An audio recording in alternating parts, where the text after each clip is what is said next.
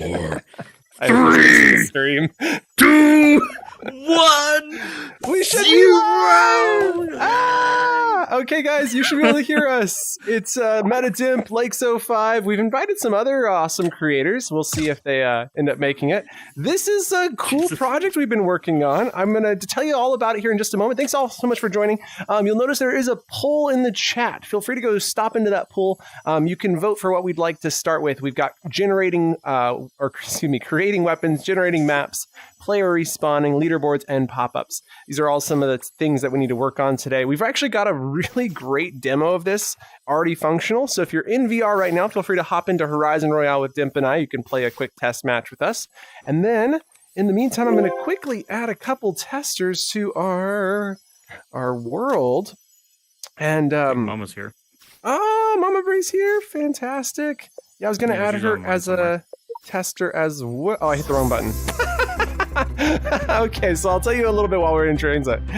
So number one, I want to see if this can't. Let's see. How is that? My finger. Oh, I can't see my finger. I'm trying to see if that's okay. So Takatato has been working on the maps. FlexTie was working on some guns. The goal of this world, and the reason we're calling it Horizon Royale rather than just Video Royale, is we'd like the whole community to get involved in helping us build this. And because we're using asset spawning and doing it right, which is very difficult, we should be able to have, theoretically, an infinite number of maps and weapons and things to unlock. And so we're really excited to show you a little bit about how that vision comes together. Yes, the big oops there, Utterly Otter. And welcome, Galactic. Great to have you guys. Feel free to sound off in the stream chat there. What I was trying to do is get to this menu, but anyway, I'm going to go and join them in a second. It looks like invite people, search for whoa. Okay. Is this keyboard worse than usual? I couldn't feel the haptics as I was typing. I'm also, you might notice, connected to she's in Zap. Who needs her anyway? Mama Bree. Okay, invited Mama Bree as a tester. You can only have so many testers, so it's like, I have to keep removing and adding and removing. Anyway, that's the thing. Okay, I think that's it. If you guys want to be added as testers in the chat, feel free to sound off with your username, and I can do that. And for now, we've got these two in. I'm going to go ahead and join back with Dimster. Okay, so the premise of this is there's a grid, much like what happens when you're in build mode. And, hey, Dimster, you still here? Dimp, are you around here? Dimster?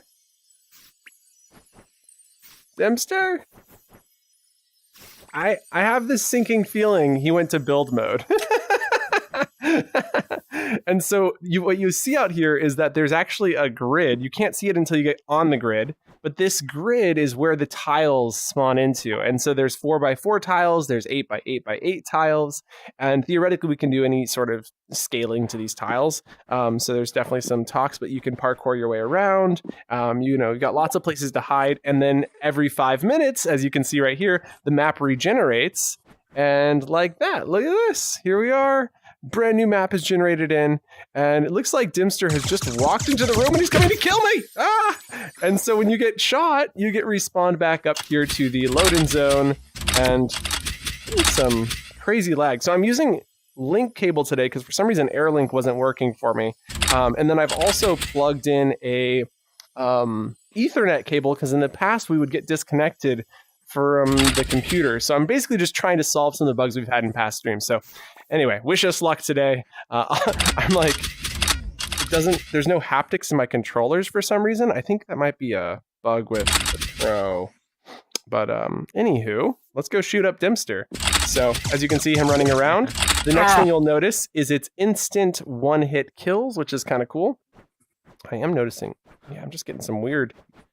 This is not as, oh my goodness, are you guys seeing that flickering? Let me know if you're seeing the like crazy flashing that just appeared in my eyes. no! And so it's a little like Zap Zap. Yeah, I loved Zap Zap when I first joined Horizon, and part of it was that fast-paced action of just being like, oh no, I've been hit. I didn't even see where it came from. And so it's kind of the same thing here, and then you can get right back into the game super fast. Okay, Dempster, let's head into build mode. Oh my gosh, it's Mama Brie! Never mind. Is there Mama Brie's here. An issue with the gun respawning? Because it's there is, but I was going to do an entirely new thing for that. I don't know if I put it in the list of votes. So don't forget, you guys can vote right now on what we're going to do. If you wouldn't also mind dropping a like on the video, we'd really appreciate that. It really helps us for the stream. Or if you're watching later, definitely do that too. So Mama Brie, grab a gun and hop in here. I saw you were in Zap Zap, and now it's time for you to get your Zap Zap. It's like, wait, I'm on a stream. I have to be polite. Oh, jeez. No, I fell off the world. I want to do like, and I've got this secret I might want to show in today's stream. Sensei J, I just asked him to make a video on it. I think he's going to do it as a Scurvy J short, which is great. I absolutely love Scurvy J. See, Logan kill each other. No! You got saved by Dempster there, Mama Brie. Got him. Got her. Yes! Oh, so good, so good. So I'm going to stop us here. That is the premise. You guys have seen the map. That's the problem, stopping. The problem is definitely stopping, which is kind of an exciting element to this game, of course, is getting a game where there really isn't an end. You can just keep playing, and then when you're done, you can just watch and talk to people. And so we have a new load-in zone that Takatato just finished creating. And so I think I'm going to... Let's see. How do I do this? I should have an invite from both Takatata and FlexTide. I have both of those. Let's head into build mode first.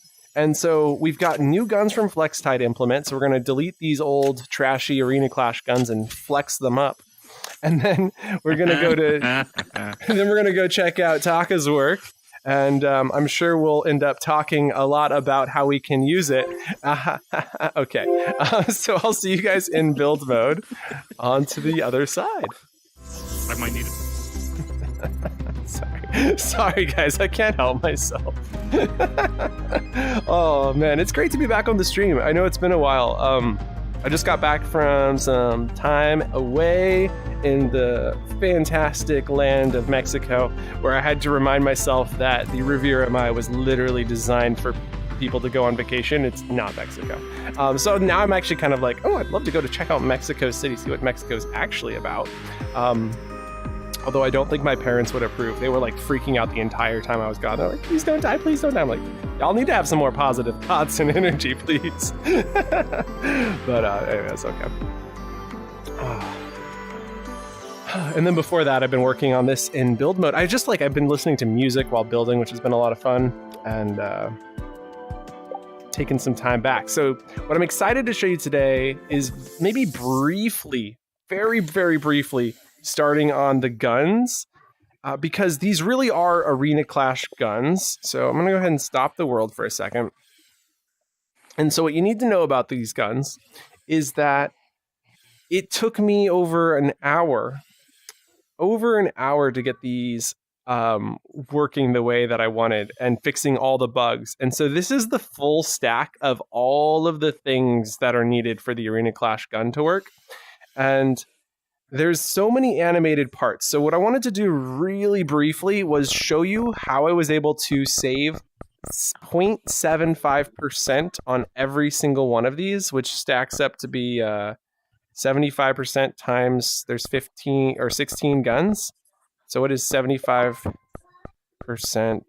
times 16. That would be 3 is 4, 4 is 3, 3, 4, 12. So that's 12% savings on just the guns alone. So when you start thinking, wait, how did Lakes pull off a 16-player game? It's because these guns were so expensive. So I've cut the cost of the simulation animation of this gun in half.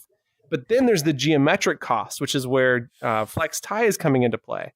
So Flex Tie has been working on a brand new model for these guns, and it is about half of the geometric cost, if not more. It's very efficient. So he's done a great job. I haven't seen it, so I assume it's a great job. But I'm, as you're probably well aware, I'm a huge fan of Flex Tie's work. So very excited to go check that out. And then I wanted to tell you how I saved that 75% of a percent. And so the way it was done is that this green item here was scaling. And so I turned that off. So this was an animated piece. I made it not animated. There was a muzzle flash right here. I've never noticed the muzzle flash, nor have I ever wanted or needed it. So I deleted the muzzle flash. There was also this circulating piece here. This thing rotated open and closed. And I just turned that animation off. We didn't need that to rotate to make this gun feel amazing. In fact, I'd never even noticed it was rotating until I was looking at the code, figuring out why were there so many animated pieces. So those were the three things that I did to save 0.75%. And you can see geometrically, this is entirely made of soft cubes. And those soft cubes are extremely expensive on the capacity cost. In the past, when we did the optimizing Arena Clash, we deleted these soft cubes from down below to make it look a little bit cleaner. I'm looking forward to seeing what Flex Tie's done. Now, in terms of fixing the bugs, honestly, there was just a ton of code in here that was related to Arena Clash itself, not to the pistol. And so deleting all of the code that wasn't related, it was brain breaking. I can't tell you exactly what I did because, like I said, it took me an hour and a half to go through all of these scripts, figure out which ones were necessary, which ones weren't, and then optimize them all and remove any potential bugs. But now we don't get any errors, which is amazing. So when you start the world with an Arena Clash pistol in it, you're not getting 100 bugs getting thrown. That's funny. Why did that happen? Oh, that's too funny. I mean, maybe what's going on? Transfer for block payment doesn't exist. Did I delete something I wasn't supposed to? I'm not sure. I don't think so. Maybe it's because I was the owner of it last time. Let's select these three items, then let go of them, and then hit. Oh no! What? I'll get you in a second. Hold up one moment. I grab gunzy, fire, let go, clear. Unfair stop. advantage having one gun only. Unable to delete object ID 0, not a spawned asset. That's fine. Okay. And it's still spawning assets out there, but it's deleting them because I hit stop play before it had finished loading all the assets in. Okay. I kid you not, a week ago or 3 days ago, whenever I was last in here, these bugs were not flying up. So hopefully I didn't just cause some new bug, but it's entirely possible that Horizon has added new bugs since I was last year. Okay. We'll go ahead and ignore that. We'll go ahead and ignore that. I'm like, did I delete something? I sure hope not. This is here. This is here. Anyway, I don't know. It took a lot of work to get rid of all of those. And so there you have it. Now, talking about our grid, we've designed the grid using text objects. It's just 2 text objects with spaces or tabs between them. And then these are just stretched out lines. Looks really cool when it's done. And then you rotate one and do it the other direction. And that is how we made this really cool looking grid. And these are 2 meters rather than being 1 meter. And so we have our own custom grid. And then we've added a coloring script from the video asset pack, which you can find inside your asset library. It's the, I think it's called RGB or HSV remote is how you'll find that. And so we've applied that to the ground to create some really cool colors. We've got all these spawn points out here. This isn't really the most efficient way to do spawn points. It does work for now, but it's not ideal. So we're going to want to address that at some point. Got this invisible wall to prevent people from shooting through this wall. And we've got 2 leaderboards, which I guess the first thing I'll show you is this really cool hack that I've discovered, which is that when you go to your leaderboards systems, when you go to create your 3rd leaderboard, so you click create, give it the name 3. The name doesn't really matter because you can always change it. So click create and then click create again. Type in 4, click create. Oh, I didn't get it in time. But basically you can have 4 leaderboards if you click this button. So I was trying to see if I could do it fast enough to get 5.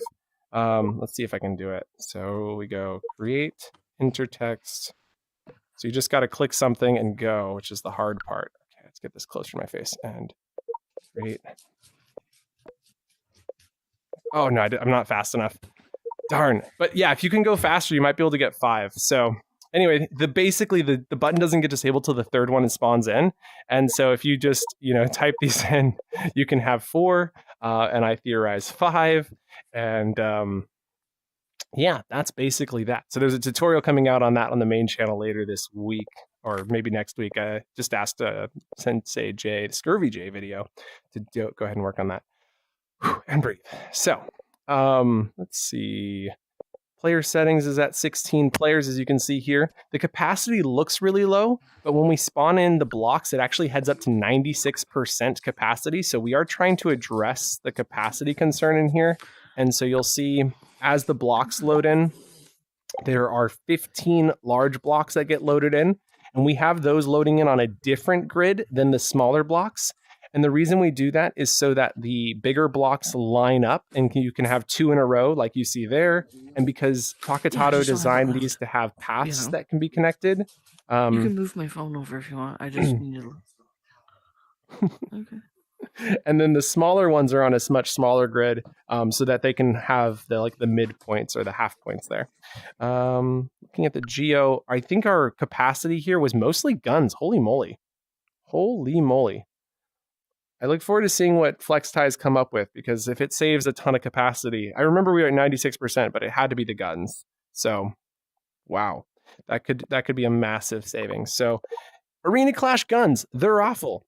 You might be also asking another question, which is, we did a video in the past about fixing Arena Clash. Why didn't we pick that up? And the reason is because you couldn't easily work on that world. I was recently talking to Lyrical about her new world that's been an absolute hit, the Get Smoked. It's a fun map. Encourage you to try it out if you haven't already played it.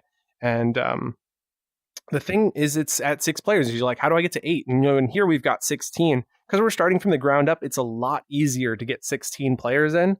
And we're just thinking about optimization at every single moment. From the very, very first brick being laid, it was 2 text objects to create all the lines on the grid, and all of these little things to try and save capacity. And the guns we started with, because they were already really solid, they had really great feedback and haptics, and they were really, really well done. So we started with that as a baseline, and even though it took an hour and a half to get it created, there were some really cool things that I learned while working on this that I'll share with you right now, which is, number one, the gun, to give it that kind of kickback effect, they do that by rotating by while you're holding it instantly. And because your hand is automatically correcting it, it just kind of gets a quick flicker to do this kind of kickback when you fire, which I didn't know you could even do that. So that was really cool.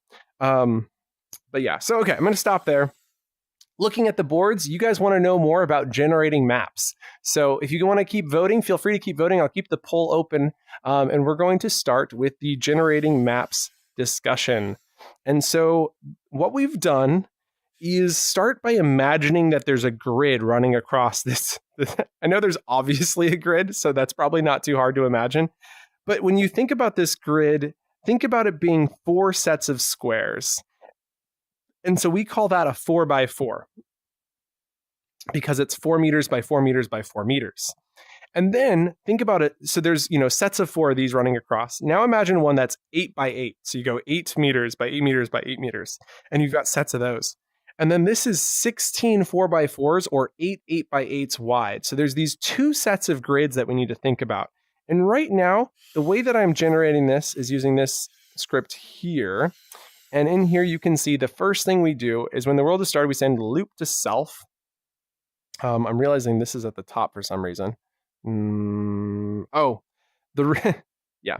So this happens on world start. That's why it's here. So on world start, this temps script is sending a whole list of temporary assets. So we haven't finished setting this up. We'll talk about that in a moment. But when world is started, we send loop to self. We also receive these temp set of assets. And then loop starts, which sets current position to be this negative corner. So we start a little bit differently. In the past, anytime you've seen me work on mazes and stuff, we start in the top left, and then we work to the right. And we do this kind of like the English reading way. But that's not necessarily the best method, especially in this world. That I found the best method was to start here, what I call the negative corner, because it's at -32, -32. And then we can add to that. So we start with this as our base coordinate, and since 0, 0 is at the center of our map, we can just add across and then up 1 and then add across and then up 1. And you'll see that happening here in this script. So it sets current position to be the negative corner plus a new vector, which is using the length of the current grid position. So we're going to add 1 to this at a time. Then we use the modulus symbol to determine which column we're in. If you want a really in-depth guide on how this was built, on the kind of the math here, I'd encourage you to check out like the maze generator videos. I think I did like 20 something hours on doing maze generation algorithms. It might be on the main channel under live streams, but basically we have to determine the row, which you use modulus for, and then we need to determine, that's the column, and then we have to determine the row, which we use the floor of the length divided by 16. So you can imagine if there was 32 divided by 16, that puts you into this, it returns a 2, and so that means you're in the second.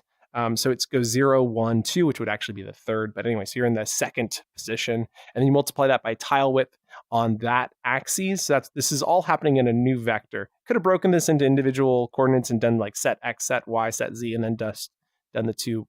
Anyway, lots of ways. No way is necessarily better or worse. Now we add that current position to the current vector list, and we add a false Boolean to the grid position list. So we have two lists, and they run in parallel. One represents the position of that tile, and the other represents whether that tile is occupied. And then we keep doing that until we have 256, because this is 16 by 16, so that becomes 256. Once it has 256 items in the list, we send new round to self. Now, new round is going to do something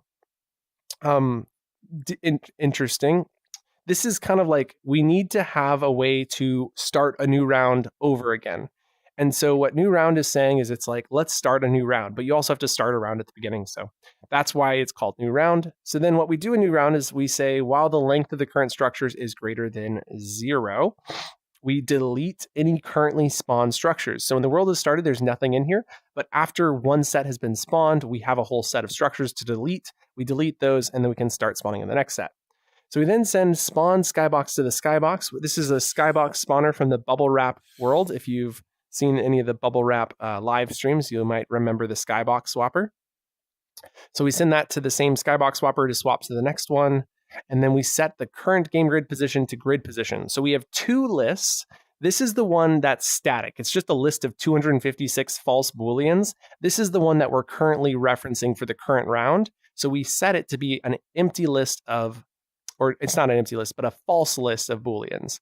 And then we set iCount back to 0. So this will be used in a second, you'll see. And then we send place medium structures to self. So the 16 by 16 by 16, we call those medium structures because we envision having something like a 32 by 32 by 32 structure at some point. And so we send place medium structures to self. Then place medium structure says if iCount is less than medium structure count. And it's going to add one at a time.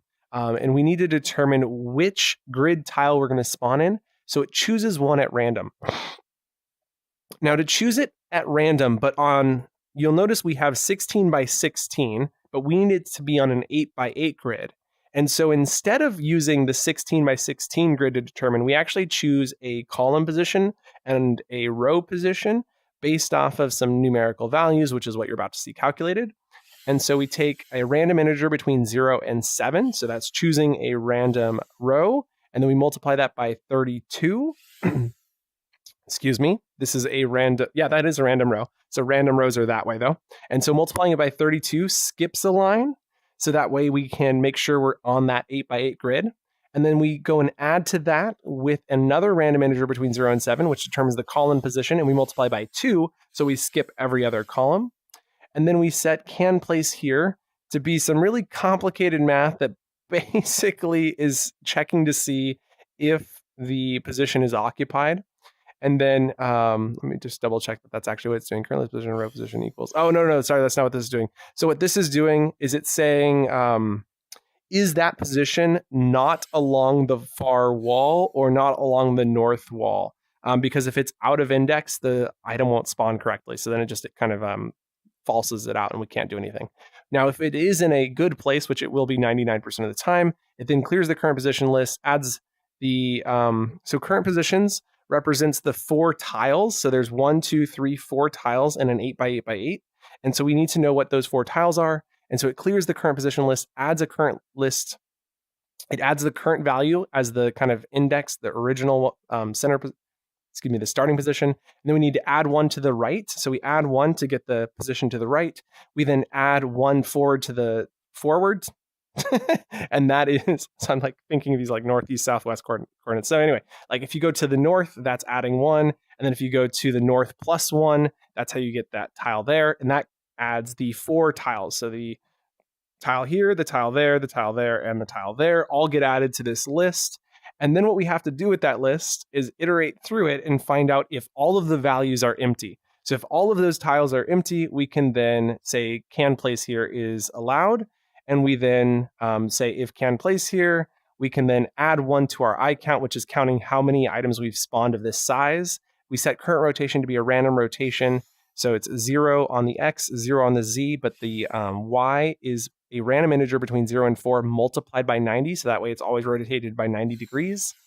And then we spawn an asset at that position. So we're also choosing a random item from the temp list.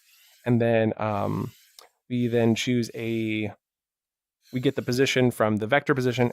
Because this needs to be in the center of a 4 set, we have to add a 2, 2, 2 to it to get the right center. And then we rotate by that current rotation, scaled. This is just some weirdness we're doing with the temporary that'll be fixed to 1, 1, 1 in the future. And then we send add me to self so that we can keep track of all of the items that have been added to the list. And then while the length of the current positions is greater than 0, set true at, what are we doing here? Oh, we're setting the Booleans to be true to let us know that they're occupied. So it runs through that whole list of positions, removing them and setting them to true. So that sets the Booleans. Okay, and then we finish that up after spawning 15, and then we say set I count back to 0 and send small structures to self, which is going to do something similar, but instead of having to check the set of 4, it just grabs a random integer between 0 and the length of the current grade position, so it's a value between 0 and 256, and then it checks to see if that position is true or false. As long as it's not true, we can then run through and do something very similar. We're just setting I count to be +1, setting another current rotation to be random, spawning an asset just like before, with all the same things. And then we set true to that exact position. And then we also were setting true. Interesting, I left this in. We set true to be 1 to the right. I think we're going to delete this line. I didn't realize I'd left this in. What this was supposed to do was to make it more like randomly placed, but I don't think that applies anymore. Okay. So it was just kind of like making more of the values set to true. Send place small structure to self, and then it does that until we have 35 of those spawned, and then it sends new round to self after round length, which is 5 minutes, which will reset it after 5 minutes. So that's how we've got this currently set up, and we can always trigger this with a new manager script in the future to do new rounds and all of that. We'd like to add a timer at some point. And then when add me is received, we add the new object to the structures list. So that there is how we are currently generating maps. Now, what we need to do differently, though, is we need to have more than just one type of map. So right now we only have one map, and we need to have a whole like slew of maps. And we'd like this to feel a lot like Mario Party, where it's going to choose a map at random. And so to do that isn't the easiest thing in the world, but I think we can pull it off. So with my current calculations and the way I'm thinking in my head, we can have up to 1,000 maps, which is pretty awesome. So like long term, having 1,000 different maps to play on is going to be sweet. So the way that I'm imagining this is that we have a object that maybe controls which map is going to be done. So like, let me quickly sketch this out using a text object.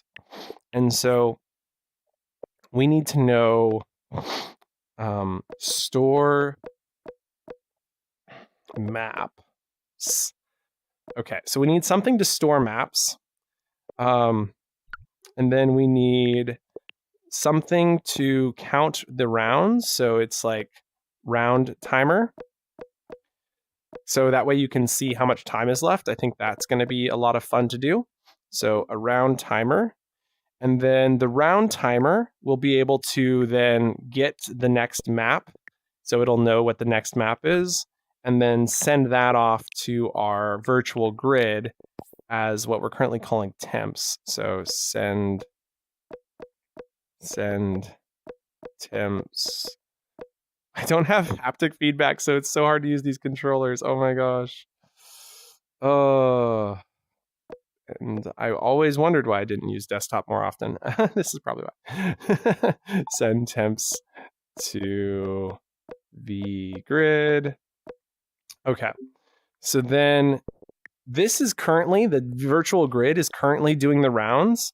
But if we create a round timer, this will control the rounds. So it'll send round start with the parameter, which is a list of temps.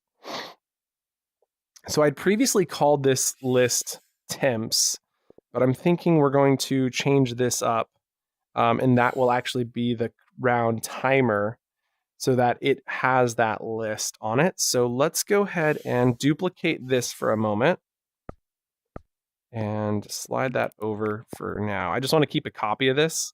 You'll notice the script stays attached, which is super nice. And then this temps is going to be our round timer. And I'm going to allow it to keep all of these values for now. Okay, round timer. There we go. And then it doesn't do anything related to round timing. That's too funny. Okay, so this is our round timer. And then what we need it to do is it already knows about the grid. So that's a good start. And our grid, does it do round? Let's see, what does it do here? It's sending new round to self, right? So right here is where it sends new round to self. And so if we just delete this, new round can now come from somewhere else. So we can send it from our round timer. And then down here when we were sending it, we can delete that as well. And then because we're not going to be using this round length anymore, we can go ahead and delete round length. And we're going to go over here and create a new variable for round length, which we're going to set to 300. New variable round length.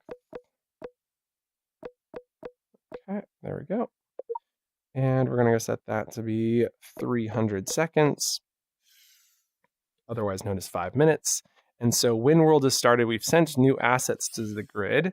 And then what we want to do is create an event. When an event is received, we're going to call this event loop, mostly because we already have a looping event. So it's just kind of easy to have one. And then we're going to send an event with a delay. And this event's going to be relatively simple. I think this is going to be the most simple timer the world has ever seen. We'll probably make it prettier later. I'm going to go create a new string variable over here for a font. So we'll call this font. If my darned controllers would vibrate, this would be so much easier. So our font is, of course, going to be Bangers SDF. Bangers space SDF. There we go. And then we want to display this on a text object. So we need an object called text. Click confirm. And I'm going to show you something that we did a long time ago that is one of the coolest hacks in Horizon. It's like the best animation hack ever.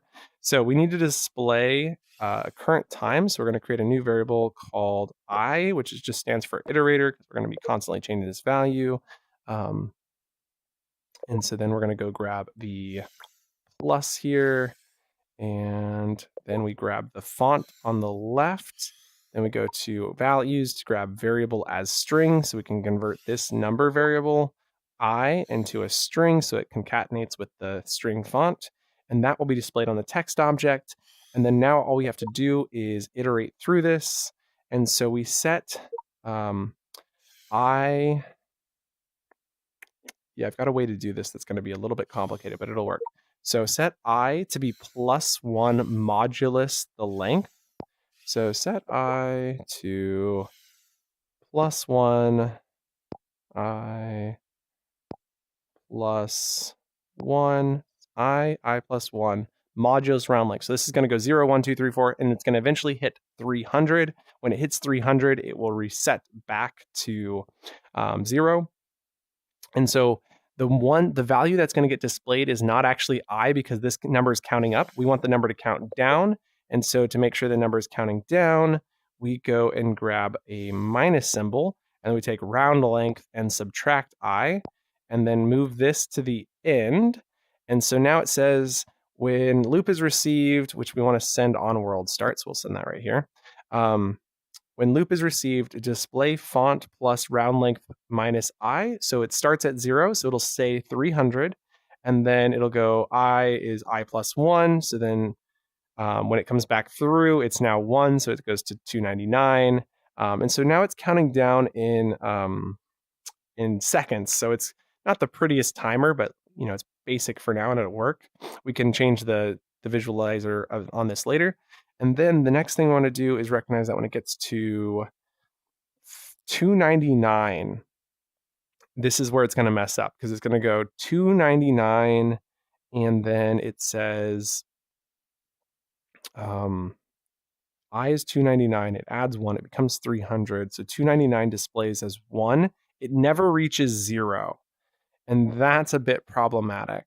So to fix that, we're going to go to round length and modulus plus 1, so that it does get to 300, and then when it's at 300, it does display 0. And so now we have a way to calculate all of that. So we're going to go add some if statements, which is going to say if, and we want to do this when this equals, so when the round length equals 0, so by subtracting I, we can find out when it's displaying 0. And when it does, we want to send the event to the grid. And the event will be, and we're actually going to send this with current items, so we'll have to come back to how to set this up in a little bit later. But we're going to send the round start event, new round event. Send new round to grid with current items. And that will do the trick. We should potentially add a timer. And to do that is pretty easy. We just quickly add a sound. So object, and call this tick. And then we want a horn for when the game is up. So we'll create object, horn. Okay, and confirm. And so then we can add an else if. And so this else if is going to say if this value is less than 11. So if the value is less than 11, we'll count down the 10 seconds. And so then we go grab the play sound right here. Put that, and this will be the tick sound. Drop that in here. So if round length minus I is less than 11, play sound tick. Otherwise, when we have it at 0, we play sound horn, and then it'll reset back to 300 immediately after this. So that's just kind of like all that's going to happen there. And then I'm actually kind of thinking we do sending loop up here, so that when it does equal 0, we can do this one trick here, which is to cancel sending loop with delay, and then let it hold on to that 0 frame for maybe 5 seconds. So then it'll count down after, not 51, 5 please. There we go. So send loop to self after 5 seconds, and then it'll start back counting again. Okay. Cool. Set I to I plus 1. All of that looks good. The display could be better. So, hey Tyson, thanks for joining. I'm going to quickly show how we can change the display, and the display is font plus. We need an if statement. If I minus, we should really save this as a display value. So let's go create I display, confirm. Since we're using this value all over the place, we should just save it. So set I display to be this, and then duplicate it in here and in there, and in anywhere you see the minus. There we go. And ta-da. Okay. So that's a little bit cleaner. And so what we want to say, as long as iDisplay is greater than 60 seconds, we want to display it as something else. And then otherwise, we will display it just like we were before. So the last 60 seconds will count down 60, 59, 58. And then above that, we should display it as like a minutes with a seconds. And that actually adds a whole nother set of if. I know. So you need another if and else where you take the iDisplay modulus and say, sorry, this will just take a second. If iDisplay modulus 60 is less than 10, we know that there's only a singular digit left, so that gets displayed differently. Otherwise, we're going to display it the normal way. So get this one, when there's less than 10, it gets displayed as the font plus the minutes plus the seconds. And so we should actually save a number called minute and confirm and create another number called second and confirm. And then we can save those values right before, I suppose. Why not? I'm pretty sure we'll use them in multiple places. So set minutes, set seconds. So seconds is this value here. So when you take iDisplay and modulus 60, it returns the remainder, which is your seconds. So we'll drop that in here, and that goes there. And then the minutes is calculated by getting the floor. So you grab the floor of the total time, so iDisplay divided by 60. And so in here, when we're saying is iDisplay greater than 60, what we're really saying is iDisplay greater than, or is minutes greater than 0. So we can now just drop minutes here. There we go. So is minutes greater than 0? Is seconds less than 10? This makes it a lot easier to read too. So this is definitely a good way to do it. Welcome, Branny. I sure hope so. We're doing a lot of cool stuff today. I'm expecting this stream to go for like 2 to 6 hours. So we'll see how long we stay in for and how long my battery life lasts on this. This setup is a little different. So we'll see. But thanks so much for joining.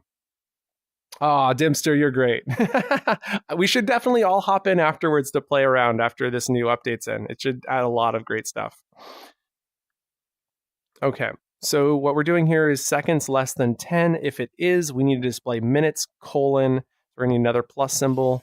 So we do a string values tab where we can put the colon in here. And then because we know that it's less than 10, we do a colon with a 0. So that's knowing that it's going to be 987. Whoa, what happened here? Come on. Colon, there it goes. Colon 0 plus seconds on the right. And we need to make sure that says variable as string. So let's go grab the variable as string. And then seconds goes here. And then variable as string minutes on the other side. There we go. And voila. Okay. So now this is correctly displaying for when it's less than 10 seconds. And then we duplicate this up in here and then remove the 0. And that will display correctly for when it's greater than 10 seconds. So minutes. And then when it's less than that, we just display it as a number. And I think we should add a bold to this just to kind of make it more fun. So let's duplicate this and duplicate this into here, then delete this, and then grab a string input so we can make this feel a lot more intense for those last 60 seconds. And we go bold. Okay, there we go. And I do try to do most of these little like text things inside of variables because I find it creates less bugs. So that's why I did bangers over here. Seems like it's performing okay, but usually I get a lot of lag when I use that elsewhere. Okay, so what I wanted to do next is we need to look at new assets. And we were sending new assets to the grid with current items to get this set up, but we're going to go ahead and delete this. We're no longer going to use new assets via there. So I need to go find out what sorts of bugs this is going to create. And then this guy was linked to the grid placer, but we actually want to link that to the round timer. We'll sort through that in a minute. So our virtual grid over here is going and saying send small structures. No, we want to go to the top where we receive new assets. So this is where we set temps. But what we want to do now is receive this when new round is received, because we're now sending a list. So make sure to check list, drop down, select assets. And these are the, they were temps, but this is the current series, current aesthetics, current aesthetic. There we go. Click confirm. So now we can send the current aesthetic set of assets and then set our temps to be the current aesthetics, which means we no longer need this event. So that event is now no longer in play, and we just moved it into the new round so that our round timer can send what the new aesthetics are. What this means, though, is we need to know what the new aesthetics are, and to do that is going to require some fanciness. So right now, we're just using this current list of items, which is the ones provided by Takatato, and it's an okay method. It's kind of, these names aren't even that great. So what we really need to do is inside of our looping event right here, when we say, oh no, there's only 10 seconds left, or there's only 60 seconds left, or actually, let's say when there's 0 seconds left. So think about it from the perspective of this. When this event gets sent to, when we send new round, when iDisplay equals 0, we know that this is the time to get a new set of items. So at the same time, we are going to create some things. So the first thing we're going to do is create a list of objects, and these are going to be called select. What am I going to call these? So we're going to have, like I said early on, we have the potential to have up to 1,000 different map sets because we're using asset spawning. So I'm trying to think, like, what do you call a map set? Dimster, Mama Brie, you guys want to save me? What do you call a set of maps? A world. A collection? Okay, I'm gonna call it WC OBJ. There we go. WCOBJ for World Collection Object, because that's what the best these two can come An up atlas. with. An atlas. It's called an atlas. Branny VR says world. Thank you, Branny. So let's go ahead and change this to world object. Or maybe better yet, it's like asset objects. Okay, and confirm. So what we need to do is select a random asset object from this list so that we can send, say, why not send the new round event? We don't need the current items to be sent, but we do need to send a, do we have a good event name for this? Send new assets. Yep, let's send new assets to get random item from list. And you can get a random item from the list by getting get item from list and then going up to random integer. You'll notice this one says random number. It's actually random integer, and that's important because if it has decimals, it doesn't work. Then we'll scroll back down where you can get length of list, and the length of list goes on the right side of our random integer, so that chooses a number between 0 and the length of that list, which is the asset object list, which will duplicate into both empty list pill slots. There we go. So we've chosen a random item from that to get new assets from. And so up here, we're going to receive an event, which will be right here. One event, new assets are received. When new assets is received with a set of assets, we'll call this, it's a list, new map, new world. I like all of those. We'll call it new map for now. Click confirm. We can then set our current set to be this new map that's come in. So set, it's at the bottom, set current items to the new map. Fantastic.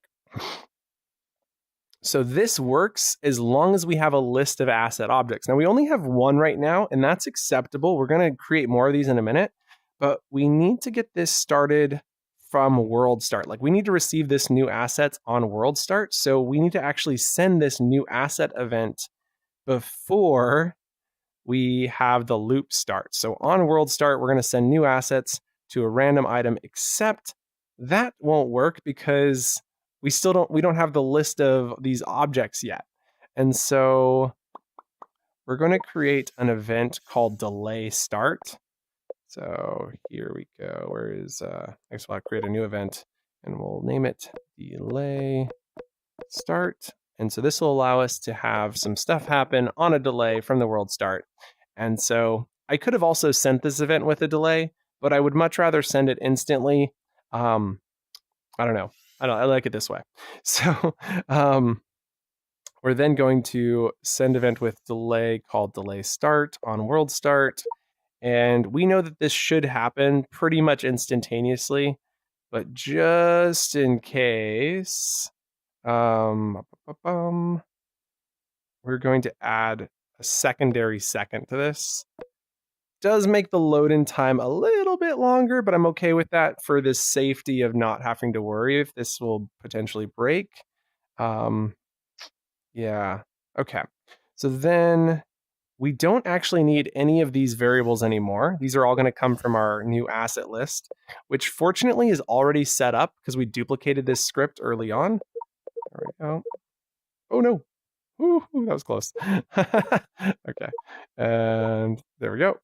So now we can go and delete all of these items. And instead, we now need to create the list of these asset objects so that we can send that. And that needs to happen within a second of world start. How do we do that?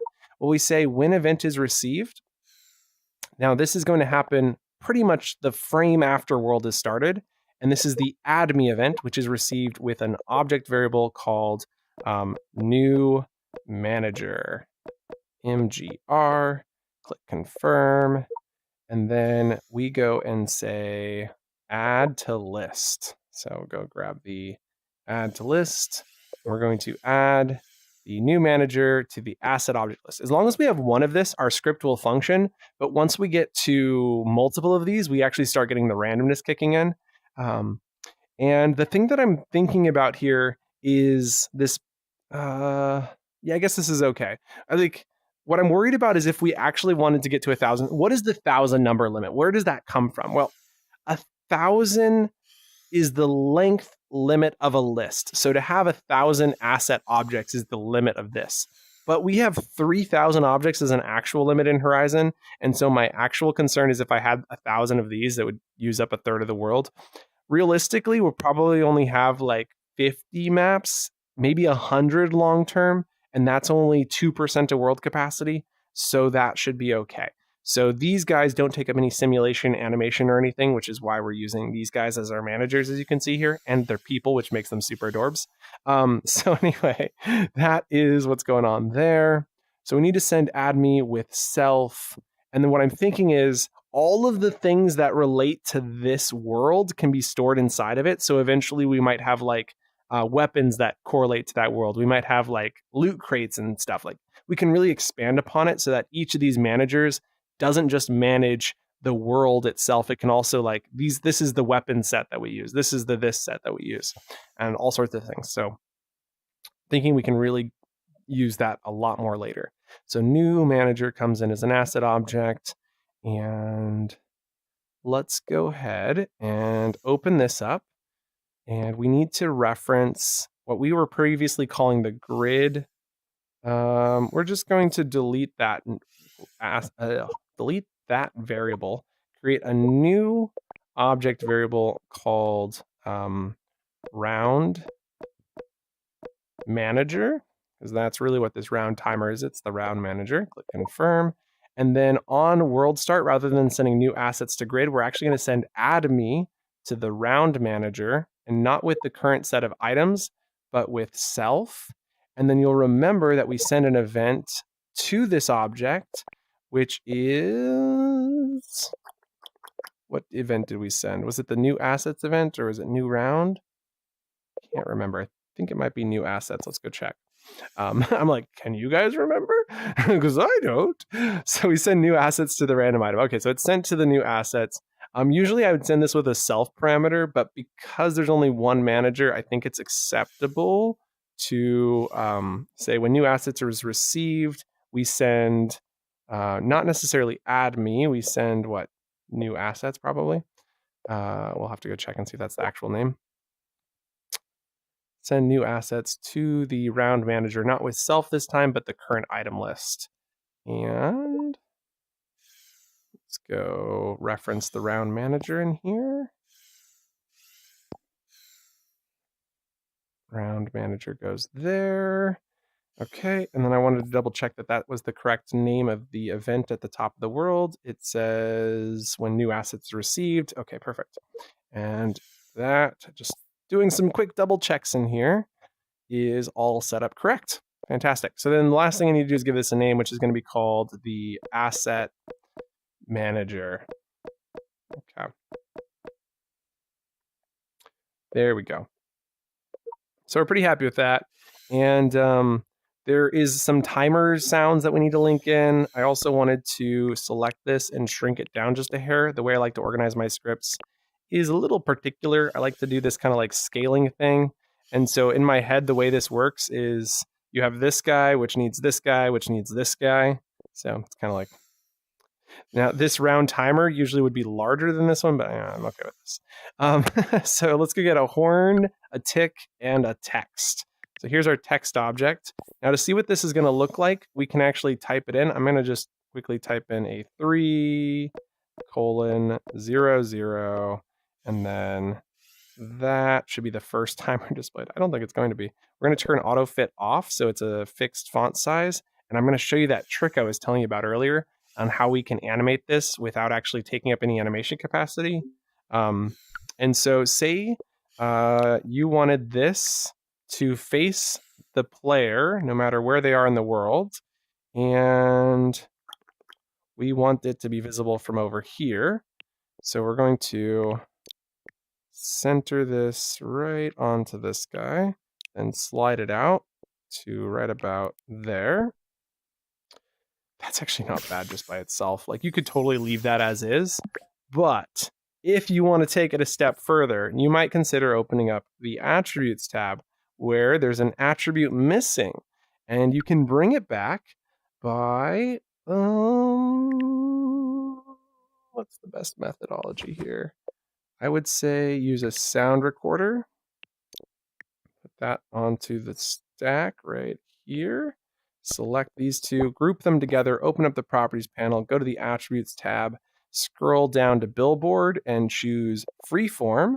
Now, looks like I got my orientation off, but we'll fix that in a moment. So we'll select none and then zoom in, rotate by 90 degrees this way. Let go, zoom out, and attributes tab, freeform. There we go, that's working. And you'll notice, cool trick here, is it's not actually animated. The motion is set to none because the text object is the only thing that's animated, and text can be animated without being set to animated. And so we don't have to pay for any animation cost to have this billboard, and we don't have to write any scripts to do the billboarding for us. So from here, it looks good. From down on the grid, what does it look like? Looks pretty good, yeah. So wherever you are, that looks solid. It's kind of creepy when you get to this point, but no, it's good, it's good. So that is our round timer. It sends temps to the grid. We store maps. We did all the three things that we set out to do. Now we just need to get some sound effects and give this a pew, pew, pew. And yeah, so that's how we kind of do our randoming, our generating maps. So the next thing, we might do some more on this. But I think we're going to go look at the weapons and bringing in the new spawn area in a moment. And then, yeah, I'm like excited about that too. Let's get a good sound. What's a good mysterious ticking sound? Sound noise? There's no tick. Why is there no tick?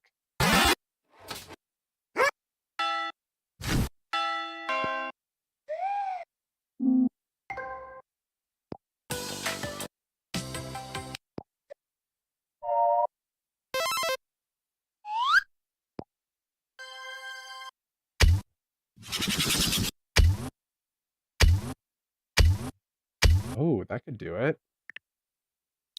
That could do it.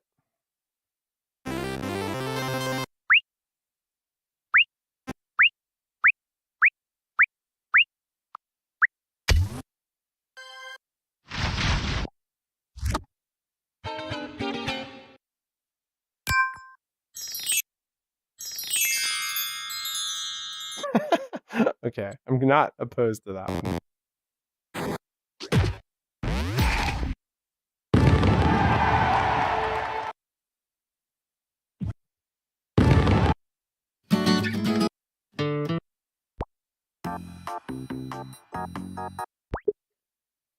Ooh, no, that's a better ticking noise.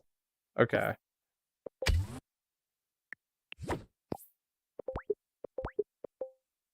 No, no, no, it's not. I take it back. This is the better ticking noise. Volume up. Global audio. Play. Drop the pitch.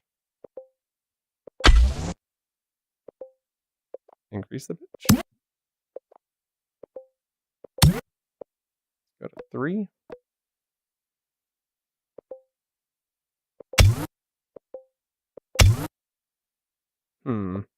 Go to minus 3.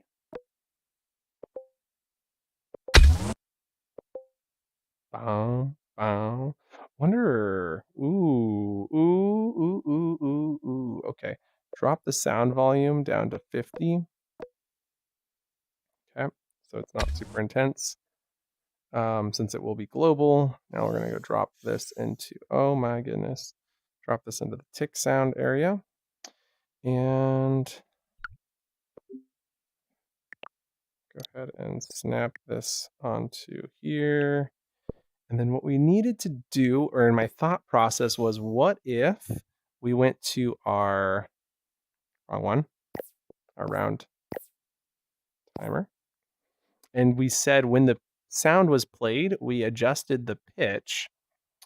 So we got this kind of like ascending pound, pound, pound, pound, pound, ba-dum. That's the idea, at least. So right here, where is that sound played? Play sound horn, play sound tick. Okay. So here we can set the pitch, set sound pitch on tick to be -8 plus that -3 plus divided by. So we take -3 and then add, sorry. So let's go -3 is the starting point. And then we want to add half of what the current time is. Oh, but it's counting down and we want it to go pitch up. So adding will make it, it'll still sound like it's going down. So we want to do the inverse of that, which we know it'll be less than 10. So we take the last step, which is divide by 2. So we're going to go add the divide by 2 here. And then we take 10 minus the current iDisplay. So grab 10. Okay, so we know it'll start at 10. So 10 minus 10 is 0. So it starts at -3. Then it goes up by 1, which adds 0.5. Then it goes by 2, which adds 1. And so it'll go up to +2 pitch. And that should be good. Okay, so that's our ticking sound. And we needed a horn. And I kind of liked there was this one for, what was that called?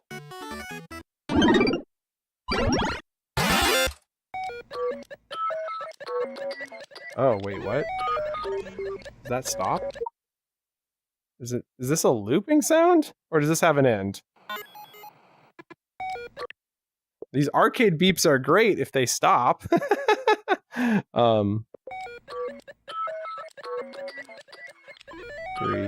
4, 5. Because this could sound like the thing is like coming out, right? Global. Okay. We just need it to stop after 5 seconds. Okay, that's easy to do. So we're gonna go drop this into our horn sound effect. Definitely not a horn. Somebody get your car checked. That's terrible. We're gonna snap this to the top of this guy. Then we're gonna grab this guy and snap that to the top of this guy. We linked in the horn. Oh, we forgot to link in the text object. My bad. Let's go over here and grab that. Open properties panel, zoom in, open properties panel, zoom out, close out, grab text, and run on over here. Okay, and drag text into there. Okay, text is linked in. And last step, go and turn that darn horn sound off after 5 seconds. So we know that we pause for 5 seconds. So theoretically, if we just stop the sound every single time the loop runs, that one time will be stopped. This is such a terrible way to do this. Is there a better way to do this? If this equals, I guess there's a way we do else if equals, we know it starts at 300. So then we just drag the stop sound into here. Because we know we want it to stop when the countdown is started again.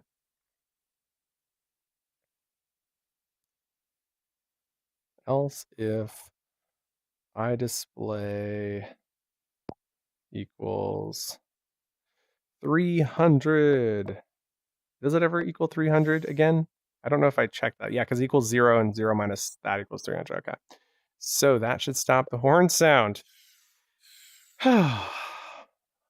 This timer. Let's go see if it works. Clear and play. Oh, wait, there's only one gun. Wait a second. What? Oh my gosh. I forgot to do font equals bangers SDF. Well, as defense to Lake So 5, my controller's been poopy. So like typing's been bad. Okay. Font equals bangers SDF. Okay. Script play. I guess just to test that it works. So we got 300. Oh, 5 minutes. 4. Oh, I thought. Sure. It's the control. Dang you, Dempster. I need to go change that so it starts with the correct time. And stop and clear. Let's go over here. Open this up. Zoom in. Open the text object. I want this to look right because when people load into the world, there is that sort of brief delay. So we're going to come on over here and adjust this to be bangers. So font equals bangers space SDF and then 500. Okay, that looks good. The only other thing I was thinking about is it would be kind of cool if it was linked into the color of the grid. So if I open up my coloring, this is the one that does all the color. So if I select this and zoom it into here, and then let go and zoom out, it should be a part of the color one. I just need to make sure this is locked so I don't accidentally touch it. Okay, and script play. Now it's got a cool color that matches the theme, and the counter starts. And I kind of liked that it had 5 seconds with the timer there.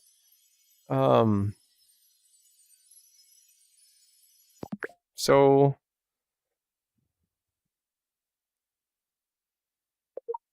I don't know if I'm gonna worry about it. Okay, this is good. So we're gonna stop the world for a second. I don't know if we saw the grid spawn in objects or if I've given it enough time to. I really haven't given it enough time to. Let's go change the countdown timer to be, just for temporary's sake, 65 seconds. So we can watch, not 365. Oh my goodness gracious, Dempster, it's the controllers, I swear to you. They are killing me right now. Oh man. Script and play. There we go. Now it should skip down to 105. There we go, 104. What we should be able to see is the map's going to load in hopefully soon. There's the countdown going to 56, 55, 54. And I'm really curious about the last 10 seconds. What's a dot in the middle? Oh, you see something in the middle? I don't see anything out there. Oh, okay. Maybe it's just for me. There's a dot right in the middle. Might be the spawn icon bug. Okay, so it appears there is some minor issue in here, which we'll go and sort through in a minute. But the thing we're really excited for is the drum roll, please. 10, 9, 8, 7, 6, 5, 4, 3. Here it It's comes, the 14. sounds. You're missing the one. Oh. What were we on, 24?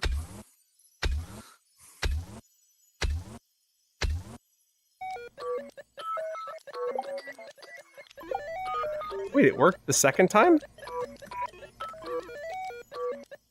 This is so cool! Wait, the sound didn't turn off. Nope. I was like, it's so cool to watch the sound! That's not usually how sound works. It's so cool to watch the sound. Okay. Lots of things to unpack there. Wow. That was cool. That was actually really cool. So first thing we noted was it works on the reset. The reset is solid other than the sound effect not working. I'm going to go switch our timer. Oh, we'll keep it at 65 for now. No, I'm going to switch it down to, no, we got to keep it at 65 because of the load-in time.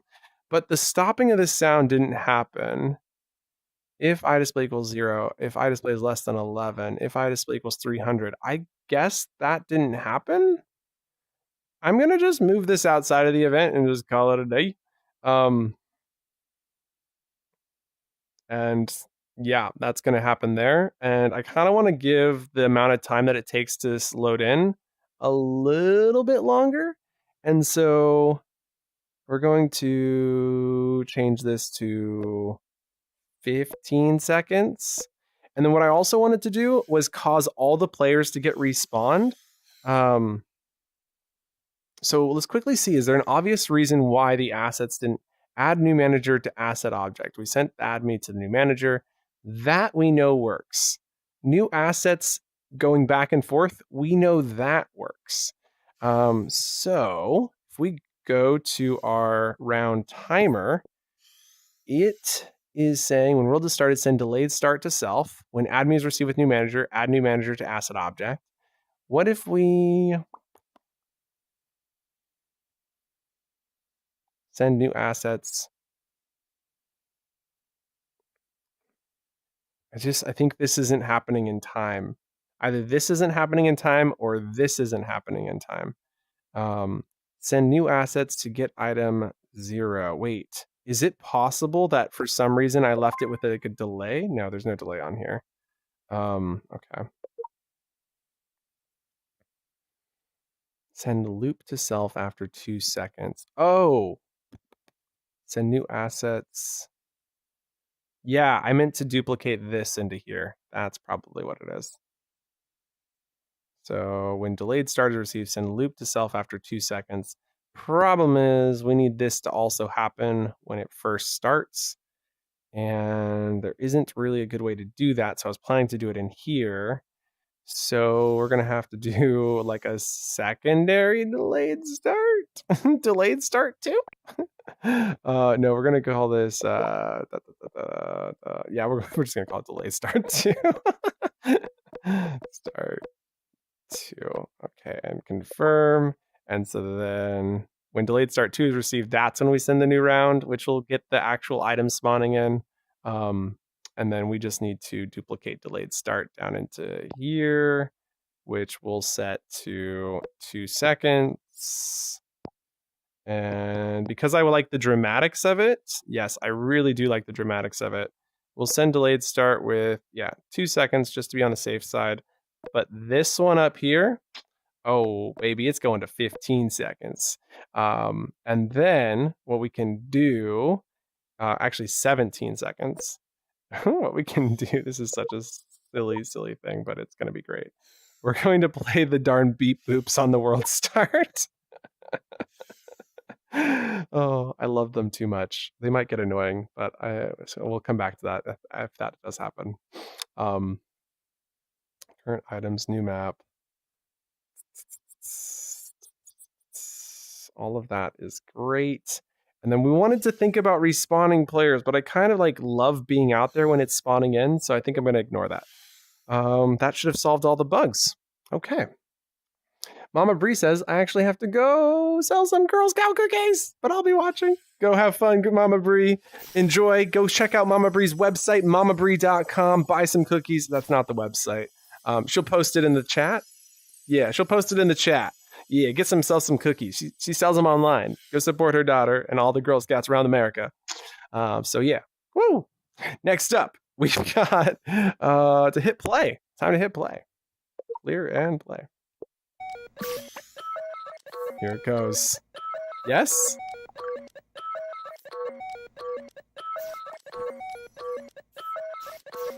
Nothing's spawning. I'm very concerned. Nothing is spawning. Okay, that should have worked. Stop. Okay, let's go find out why that didn't work. Okay, when roles are started, send delayed start to self after 1 second. When admin is received with new manager, add new manager to asset object. When delayed start is received, I'm gonna move this sound down into delayed start too. Send new assets to a random item from the list. And send loop to self after 17 seconds. Send delayed start to self after 2 seconds. During that delayed start, we'll have received this new assets with the current items, so that when delayed start 2 comes around, we can play sound on horn and send new round to grid with current items. Okay. This seems to make sense. What part of this isn't working? Could be something about the way the items are being received on the grid. Don't think so, because it worked the second time, but it's worth looking at. So these items are received here. It sets temps to current aesthetic. And then down here, when we use it, we are getting a random item from the temps list. So that all seems to be good. I really need to add some debug prints to figure out what's... Oh, yeah. She says purchasing starting on the 27th of the month. Oh, it's going to be a little bit. We can't wait, Mama Bree. Check out her world, Girl Scout Mountain in Horizon Worlds. Mama Bree 30. You can check her out. Next up is adding debug prints. So basically, we need to know if this event is being received. Because if this event is received, we know that there is something very wrong with our... something very wrong with this section.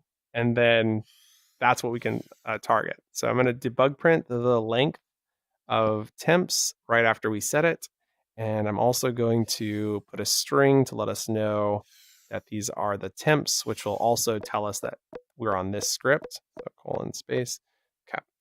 So that is how we're going to hear that. But I don't think that's the problem. I think the problem is potentially over here. Well, we're going to hear that delayed start 2 has been received, which sends new rounds to the grid. We should maybe double check that the grid is linked in. We know it is because we can hear it. I mean, we can see it when it goes through the second time. When new assets is received, we add items. So I'm just wondering if there's like an empty list being sent. But then I feel like we would have got a bug saying there's can't get list item out of index, but we didn't get anything like that. I feel like there are items in the list.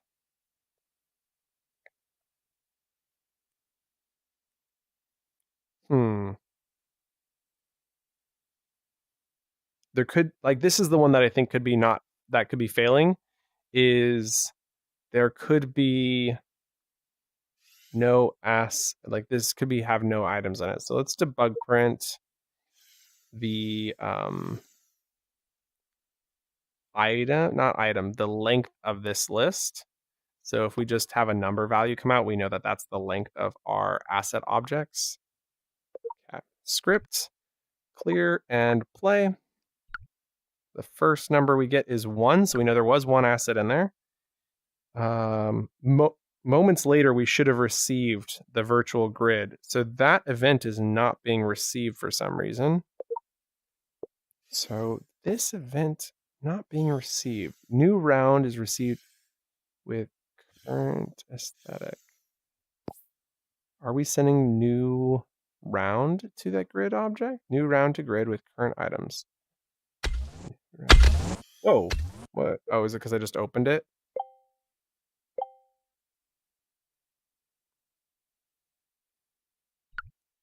Stop world. Tim's was received with 10. This happened before 1 went. Oh, but 1 went off 9 times. Why did 1 go off 9 times?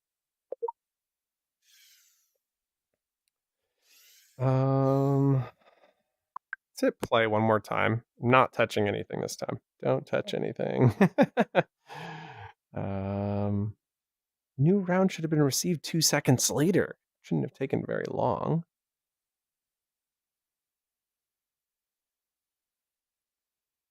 It says 1 has been received 9 times, 10 times. It's just constantly firing this 1 event off, which is bizarre. Hey, Kale.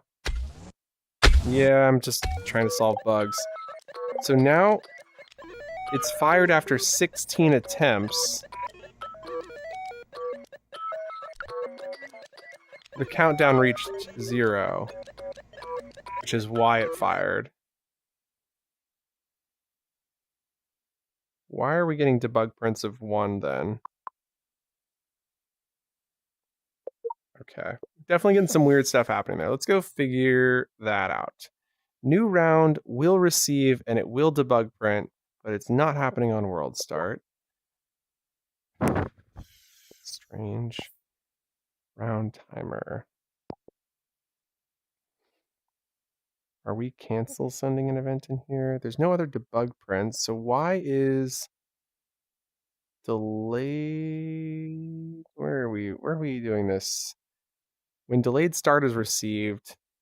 Oh my goodness gracious. Oh my goodness gracious. Gosh, it's such an easy mistake. I forgot to add the number 2 to the end of that. Oh, that is so embarrassing and horrifying. And play. Okay, this should work this time. Okay. So there goes the sound effects. It starts spawning in. Nice. And then in a few moments, we should see the timer start counting down and the sounds should stop. Please stop, sounds. There it goes. Okay, perfect. Now the grid didn't fully load in, which is strange. We only got 4 assets loaded in before it stopped for some reason. Can't get list item expected 0 to 155, got 164. Something happened a little out of index. Or a little too fast. Strange. I'm gonna go and adjust this because I feel like I'm already getting annoyed at the beeps. So rather than doing 17 seconds, we'll just do 7 seconds. And then same thing down here. Where we had changed it to 15, we'll change it to 5. Okay. Now, why would it be out of index? Why would it be out of index? Is new round being received too early? Yes, it is, because it still hasn't created all of the Boolean values. So we need to make sure that grid positions are fully set before this happens. So we're going to add an if statement in here that basically saves us in the case that the values haven't finished being created. And you'll see what I mean in a second. Basically, we know that the grid position list should be equal to this amount. And if it's not, we don't want to run. So we say if the length of grid positions equals this amount, then do these things. Else, we're going to keep canceling and sending to self the new round event. So cancel, sending with delay, new round, and then send event to self with delay of 1 second, call to new round. And then we have to make sure to drag the pill down. And so this will wait until the other loop has finished before it gets started. Okay. Script, clear, and play. Now this should work. Give us our 5 seconds of beepity boopities. There it goes. Nice. And it's generating perfectly. Wonderful. And the countdown's working. Let's go ahead and let this reset after 65 seconds. And Dimster, you want to come be my target practice? I don't need target practice. But if there was I more will guns. shoot. Ah, darn that wall. Who put that there?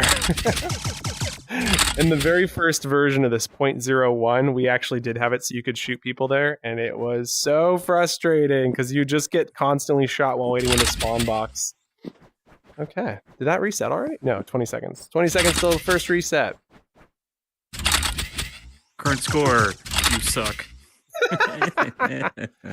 Oh, man. Yeah, so that's like another thing we can add now that we've added like a timer and like this loop. Oh, there's the beeping. It 100% feels like those show 24. Ah! The map's Oh, generating. you didn't Oh, that's one problem.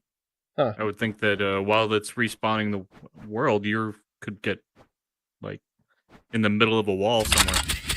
Yeah, you totally could. And when that happens, it shoves you below the ground, and then you get respawned. I've never had it happen to me, but I theorized it. I'm happy to let that happen to somebody, some unlucky soul. So that works great. It's too bad you couldn't force you into one of the spawn points in the sky until the world's finished spawning, then you drop. I mean, we could, but people really enjoy shooting each other while it's loading because you're like running after it and there's like very little cover. It kind of like it's an element. It's a crazy element. It is taking advantage of the situation. I agree. It's a great take advantage of the situation. I would love to know who the winner of each round was, but I'm not sure. You can always do a pop-up. That's what I was thinking. It would be kind of nice to do like round winner. And so on the respawn controller, we're also tracking points. And so what I'm thinking is we create a list, 2 parallel lists, and they're going to be a number list, which will be called current KO'd. And then we'll have a list that runs parallel to this called the KO'ers. KO'ers. I want to capitalize that O. Okay, so we got the KO'ers list and then the current KO'd. And so what we do is every time this comes through with a player getting hit and we've added a point for them, we're going to add a point to this value, which is pretty easy to do. So I was going to add an if statement, and the if statement is to check if they're in the list. So we're going to say if list does not contain items. So we're going to add the not operator first, and then we're going to say if the list does not contain the player, we need to add them to the list. So if the KO'ers list contains the firer, or does not contain rather, then we'll add them to the list. And we also want to add the number 1 to the number list because they've got their first KO. And the KO'ers, and the value is the plid firer. And so then, or actually we'll set it to 0 because we're going to immediately add 1 as soon as that's done. So then what we want to do is go into that list because now the person is definitely in the list. We can now set value at index in list. So we grab set value at index in list, drop that down here, and the value it's in the current KO'd list that we're setting, and the index is the index of the player. So we go grab index of the plid firer in the KO'ers list because they're running in parallel. And the value is +1. So we grab the current value. So get item from list. So we get item from the KO'd list at the index of this player. And so we should actually save as a current index. We'll create another number called current index. and save. So then we'll set current index to be the index of, and then we can use that, here, and then here, because that's the index of this as well, and then +1. So we'll just drag that 0 and type in 1. There we go. Okay, so now we've added 1 for that player, and in fact, this is such a useful trait. Like, the leaderboards are not very cool, but the number of times you've hit somebody is way cooler. So hit by so and so, and we were adding their total KOs, but the number didn't really make a lot of sense. So I'm going to delete this section where we were telling you how many KOs you had, and instead just say you were hit by so and so. So that's cleaner. And then for this part where we display a pop-up showing the player that, we're actually going to drag this pop-up to the end and tell the person you hit the player your current score. So we're going to need to create another value, which will be called current round. And then click confirm. So then we can set their current round score right here after setting current index. So the current round is this value we're calculating here with the +1. And then we use that here. And we also use that in our pop-up to tell the player, hey, this is how many people you've killed this round. Now, our respawn controller could respawn all the players at the end of the game. Totally viable. In fact, I really wanted to get into the respawn. I think that might even be on the thing. Yeah, I really want to get into the respawn so we could talk more about the new map, the new lobby. But but we really don't want to respawn players. Like, you totally could respawn players, but it's way more fun to be out there. So that's a thing. But we want to do a pop-up when this all ends. So we need an event to know that the round has ended. And because that's all we need to do, so we'll call this new round, since we're using that all over the place. So when new round is received, what we want to do is, like, this is where we could respawn all the players. We're not going to, but like I said, this is where it could happen. We're actually going to clear the list, both lists, the number list, and so the current KO'd list gets cleared, as well as the KOers list. So this is how we reset it every round. And then what we want to do is tell everybody so-and-so won with this, your score was this. And so we want to show a pop-up for a specific person.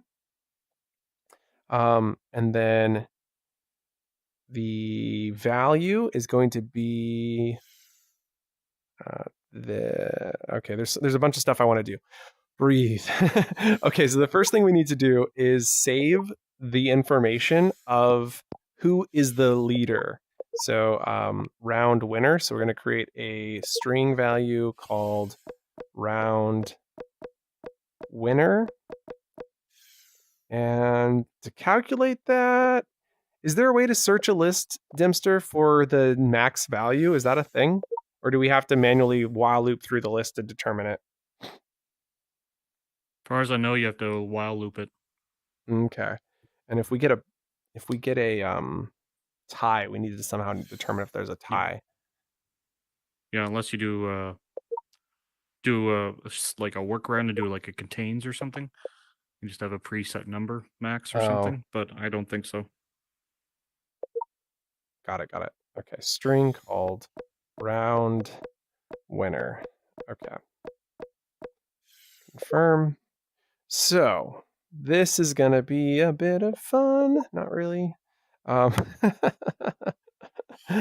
So we need to while loop through and determine who the round winner is.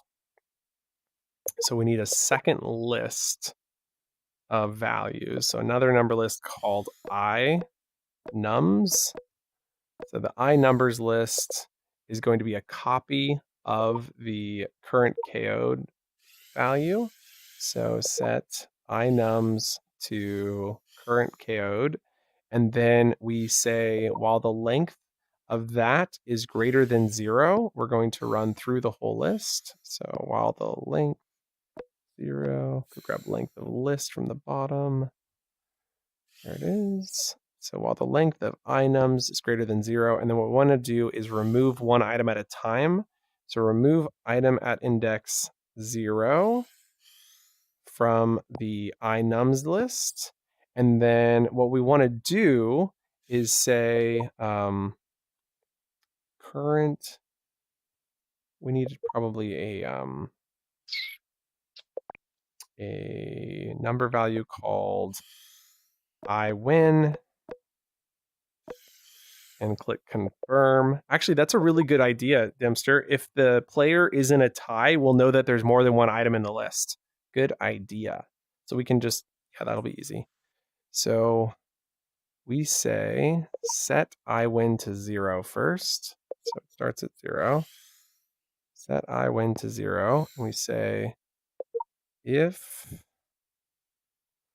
they are greater than, so if the score of the player at that index is greater than 0, let's go find get item from list. So we get item at index 0 from the inums list, and if that is greater than iWin, we're going to set iWin to this value. Really curious if this will break when we get to 16 players. It shouldn't though, because it's not exponential. It's it's linear. Set iWin to get item number 0, but I am thinking we should make this a little bit more efficient by adding another set 2, since we're using this number in multiple places. We'll call this I. I don't think we're actually using I yet. So set I to be this value, and then duplicate there and duplicate there. So if I is greater than I win, set I win to I, and then what we want to do, did I accidentally, oh, my controller drift is maddening. Okay. And then we also want to set the current winner. No, we don't want to set the winner. We just want to set the score. Okay, then we remove item 0. So this is going to tell us what is the value that won. Then we run a second while loop. And remember, we wanted to clear the KOers list, but we not yet. We don't want to clear it yet. So we're going to need to create an iPlids list. So a list of players that we iterate through. So we'll call it iPlids. Okay, and confirm. And so just like the list before, this loop is very similar with one caveat. Set iPlids to the KOers list, and then duplicate this into here. And then while the length of iPlids is greater than 0, we're also going to remove item at index 0 from the list. What we're trying to do is determine if there are multiple people in this list. And so set iPlids to KOers while length of iPlids is greater than 0, remove item at 0. And since round winner is a string value, it could be more than one. So we set round winner to be plus. So we'll clear it beforehand. So clear the round winner value, set it to an empty string. And then inside of here, we will say if the, oh, actually there's an even easier way to do this. It's kind of hacky. While, sorry, my brain. Catch up. Okay, so the easier way to do this is to delete this and then scroll down just like Dempster said a minute ago. And there's an item under list that allows us to say, does list contain item? So it says list contains item. So we say while the, we can't use that in two places. Yes, we can. While the inums list contains I win. So basically, as long as the I win is in there, it's going to loop, and then we're going to remove an item from the list. Now up here, we were removing item at index from list. It's my favorite way to do a while loop, but it's not the only way to do a while loop. The other way is to use an iterative value, which we usually do in the past. And so we're actually going to have to create I2, so a second iterator. I2, confirm. And so instead we say while length of I numbers is greater than I2. That is the inverse of what we want it to say. And so it's a good practice not to write things backwards. You want to write it in the way that makes sense. And so we're going to say while I2 is less than the length of I numbers. Well, technically that's the same thing. It reads better, which is way easier when you're trying to debug this stuff later. So while I2 is less than the length of I numbers, set I to be I2. Oh wait, no. Maybe we only need I. No, we need I2. Okay. My brain. Wow. What happened there? Did I undo something? Yeah, I did. Okay. Set undo. So we do need to set I2 to go up by 1. So it starts at 0, which is important. So at the end is where we're going to set I2 to be plus 1. I2 plus 1. There we go. So setting I2 to plus 1 will eventually reach the length. And while it's not, we need to set I to be get I2 from the inums list. Perfect. Okay, so that allows us to keep a copy of the inums list so that we can remove items from it down here in this while loop. Although, does that work? While loops sometimes happen simultaneously. And since iWin is being affected here, this while loop might not function due to the fact that it's being used in this while loop here. While loops really don't run once after another. I'm gonna have to somehow test this. Let's try. No, you know what?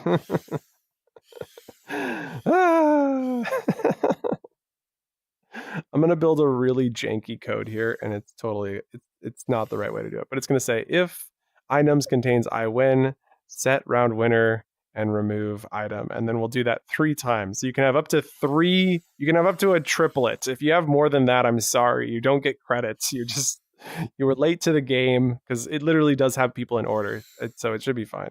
So it says set round winner to the index of, and we need to know who that is. So we're going to have to create another I3. Okay, I3. It's very, very important that number variables you use that are inside of a while loop don't get used inside of another while loop. I don't think you should use them here either. I don't know. It's weird. I'm just being cautious and adding an extra one. It's okay. So they're just iterator values. They're fine. Okay, so if inum contains iWin, set I3 to be get index of that value. So enter list, you can get the index of iWin in the inums list. And we know that inums is a parallel list. In fact, I don't think we actually need the inums list. We can delete inums.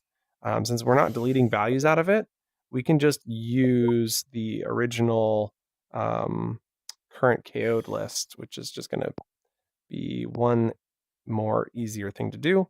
So if current KO'd contains winner, set I3 to be the index of iWin in the current KO'd, and then set round winner to be plus. So we're going to go grab round winner plus the current winner. And then we also want to add a like a space bar in there. Would be kind of nice. So we'll just go grab the string input space. There we go. And then we're going to want to go grab a get item from list. And we're going to grab an item from the KOers list, which means we don't actually need to set iPlids. That's another variable we don't need anymore. So we'll go ahead and delete iPlids, just cleaning up as I go. So I3, if current KO contains I win, set I3 to the index of I win in current KO'd. So then I3 is the current player, and then we need to remove. I forgot to get player name there. That's why it's throwing an error. So under player, you can grab name of player. That's what I forgot to grab. And then this is just the player ID. We need the actual name of the player. There we go. And then we need to remove that item from the list. Remove KO. Let's go get remove item at index from list. Remove item. This is where we needed that iPlids list now that I'm thinking about it.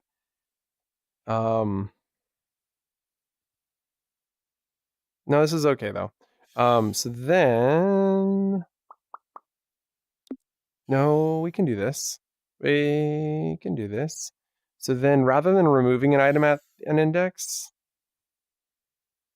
we're going to set value to -1, which basically puts it out of index. So we set the value at the index of I3 in the current KO'd list to -1. So that way it can't possibly be with the winner. And then we do this once more. So then we say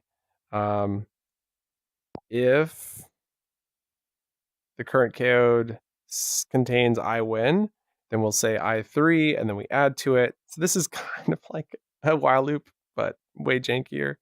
And then that'll do 2 players. And then what I want to do is if 2 players does come up, have a Boolean value to know that it's 2 players. So we call this tie. And click confirm. Tie is always set to false, but this is where it would be set to true. So we set tie to be a default of Boolean input false. And then here we set it to be true. Okay. And then we can have up to a 3-way tie in this ridiculous series of things. And then what we're going to do is show pop-ups. So we've got a list of all the players. We know that if you're -1, you are the winner. We have a string that is the list of winners. And we know that that string is what we want to display to all the players. So we're going to say this player, this player, this player, win 1. So we're going to go add a, actually, we'll just duplicate this down here. So set at the very end of this, we set round winner to be not plus this anymore. We already added this space. So then we just need to go add a string input and say, so-and-so, so-and-so, so-and-so, 1 break with a score of colon space, and then we can put the score after that. So then we'll go get variable as string, and then drop in the I win value. Okay, so now we've got what do we want to display in the pop-up. So then here we were saying this was the pop-up, but this is now the pop-up. The round winner is the pop-up. And show which player. We'll see that in just a second. But I think we have to do this in a separate event. We've done too much in this event. There's a lot going on here, and it's time for us to break out into a separate event, which we know will happen a frame later. And the difference of having one frame later means that we know everything in this frame has completed. And so sending this, we'll call it display. I don't think we're using display anywhere else in this event, right? Just double check. Nope. Okay. So when display is received, this is when we're going to show the pop-ups. It's also where we're going to clear this list. And we know that these lists are running in parallel, so we're going to remove items at the same time. We're also going to use a while loop because we only have to do this one time. And this is that same while loop we did before where we say while the length is greater than 0. Then we just need to go grab the length of list. While the length of the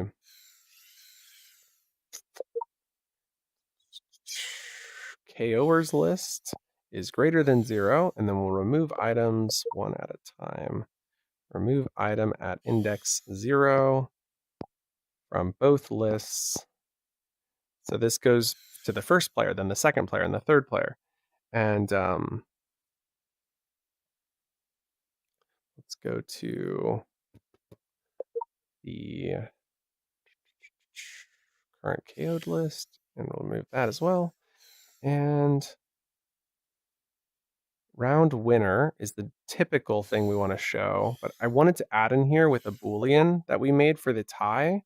So we say if it's a tie, we're going to add something slightly different, and then else we do the normal. So this would say so-and-so won with a score. In fact, I think I want to move with over for this one. Let's duplicate it first. So this is the one I want to do that, and this is the one I want to move the width over. Because you're thinking less text on each line. So just trying to imagine if it has multiple names. And then up here, so it says so-and-so won, so-and-so, so-and-so, so-and-so won with a score of colon. And then this one would say so-and-so won with a score of colon. Okay. And then in the tie, we want to add something else. So I'm going to duplicate this up and then grab another string input. And so when it's a tie game, it will have a special text that says tie game exclamation point. And then break. And then it'll go through the same stuff. And then that's our tie game. And if you're the winner, you'll see your name and you'll see the score. And so the pop-up for if this equals 0, or excuse me, if it equals -1. So we say if item at index 0, go get item from list, index of item in list, get item from index 0 in the current KO'd list. If that equals -1, we know that the current player is a winner. So this is what do we do if they are the winner? And so in the you are winner state, we're going to duplicate this and we'll add an else statement below. There we go. And we need to get item 0 from the KOers list. That's who we're using. There we go. We can actually duplicate that down into here as well. And so item 0, we know that they're the winner. So we want to just give them something slightly special and say, you won. And we'll just go do the same thing we did with the tie game. Duplicate that into the left side. And we can now say, you won, exclamation point. And then else, you lost. Just kidding. So in the case that you didn't win, we want to say all of that stuff. And then potentially I'm thinking add a third line that says your score. So maybe a break with your score at the bottom in parentheses. So we won't even tell them. I guess we could say it's your score. It's personal preference, I suppose. So we'll grab variable as string, put that on the right side. And then we'll go grab string input for the left side. And the string input here is break first. After breaking, we can then type in your score colon space, and then it'll display. And then what we're doing is getting item, this same one from here. There we go. So that's their score. And are all the colors of these pop-ups set up correctly? Does appear to be the right pop-ups, so that's good. The time of a few seconds seems fine. I think we maybe change this to 5 seconds since it's a more important one. There we go. And that is displaying the score when the game is over. And then we remove item 0, and that'll do it for every single player in the list. We just need to add the send event display right here. Send event display to self. Okay. And then the last thing is we need to make sure that this new round event is received by our respawn controller. So on a round timer, when the game is over, we need to send that through. So right here, when it says this, we need a new object variable for the round, excuse me, for the respawner. Respawn manager, which is also the score manager, sort of. So then we send event, new round to the respawn manager. I didn't. That's okay. I was like, oh, I missed a character. This controller today. It be messing me up. It making me cray. Okay. Drag that. That's not right. I must have duplicated this from the grid placer and never renamed it. Okay. So that's in. Dimster, you want to go ahead and try a game? I'll even bring you out a gun because I'm just that polite. Don't do me any favors. It's not going to be the best thing in the world. In fact, I'm pretty sure it's going to cause all sorts of bugs. But go ahead and grab one. Once he realizes what I've done wrong. We're sharing the same visual effects and sound effects. I love how everything's still loading. That's right. It's a little faster in publish mode, I believe. Where are you? Sir? You've only got 30 seconds. Ah, you got me. Where's that dimp? Got him. Oh, it says I got 3? What the heck? How do I have 3? Did I hit you 3 times, Dimster? I think so. Really? I don't remember hitting you.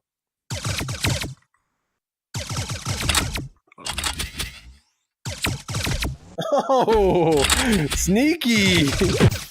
Oh, you got me. Hit by meta dimp. Oh man, I do like this. Oh, we're down the last few seconds.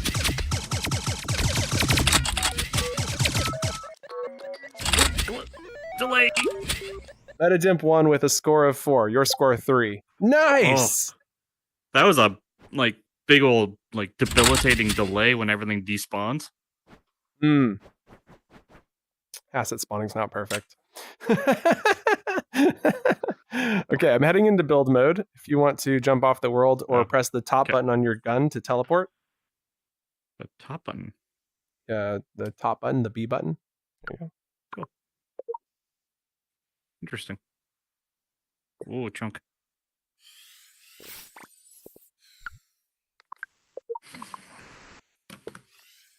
Delete that gun. Okay. That seemed to work. The text seems like it could have been a little bit displayed for longer, I think. What do you think, Dempster? Which text are we talking about? The U1 text. Yeah, probably a smidge longer. Give it 8 seconds then. Just 3. What was it set originally? 5. Yeah, 8. Okay. Whew. So that is that. I'm going to take a quick moment to say hi to everybody in the chat. Sorry, guys. I've been brain down to the gutter wire, whatever you call this thing. And there we go. So hi. Oh, man. So welcome, Rainmaker. Pew pew. Sudoku. I would love a ++ code block, right? I totally hear that. Yep. I numbs as well just from listening to you. Oh, you guys are fun.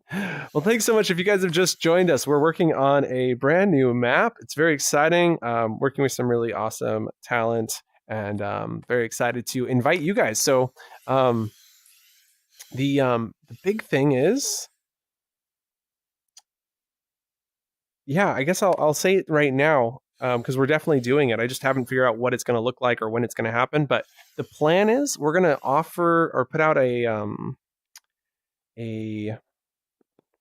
sorry, my brain. Template world? Yeah, we're going to put out a template world, and you're going to be able to submit your own custom maps. And as long as they meet the criteria that we set out, we're going to do a competition to select 10. That's the original idea, is we're going to have 10 maps from the users, and then people will be able to play these maps. And I haven't decided whether or not they're going to be able to select a map and play it, or if it's just going to be a randomly selected map every single time. But either way, we look forward to offering that as a competition here in the future and getting lots of awesome creators like yourselves to be featured. So look forward to hearing more about that in the coming month or so. It might be a while, because we're really going to flesh this out before we offer that out, because we just want to be able to say, here's all the requirements and make sure it's bug free. But yeah, so so far so good. So far so good. We've got a lot of votes for generating maps. So we've gone through quite a bit of the generating map script earlier on in this video, but I'll show you a little bit more, and then we're planning to get into, I don't think we're going to touch player respawning. We did show the respawn controller a little bit. I'll show you a little bit more of how it's functioning up above. Basically, up in here, what happens is when World is started, we start listening to events from the enter game trigger. So we've got 2 triggers down here, and we also connect the respawn trigger enter to fell off world. So we know when players enter the trigger down there. We know when the players are down there. Oh, excuse me, the trigger, that's the trigger there. Then we add players to a list to keep track of them, and then remove them from the list when they leave the game. And so we also have all of those spawn points out there sending add me on world start, so that we have saved those spawn points. And then when world is entered by player, we're listening to events from the player so that we have that. And so when player when player gets hit, we send an event to the player. And the event that we're sending is the RSP, so respawn player IDs. And we receive the player ID hit and the plid firer. So this is when the projectile hits a player, we send an event to the player called RS plids with 2 parameters. The first one is the player ID who was hit. The second one is the player ID who fired. And so the projectile launcher does receive all that, because it receives who was hit, and it also knows that the owner of self is the firer. And then if the current player contains the plid hit, so that the player is in the game, we then remove the player hit from the current player LED list.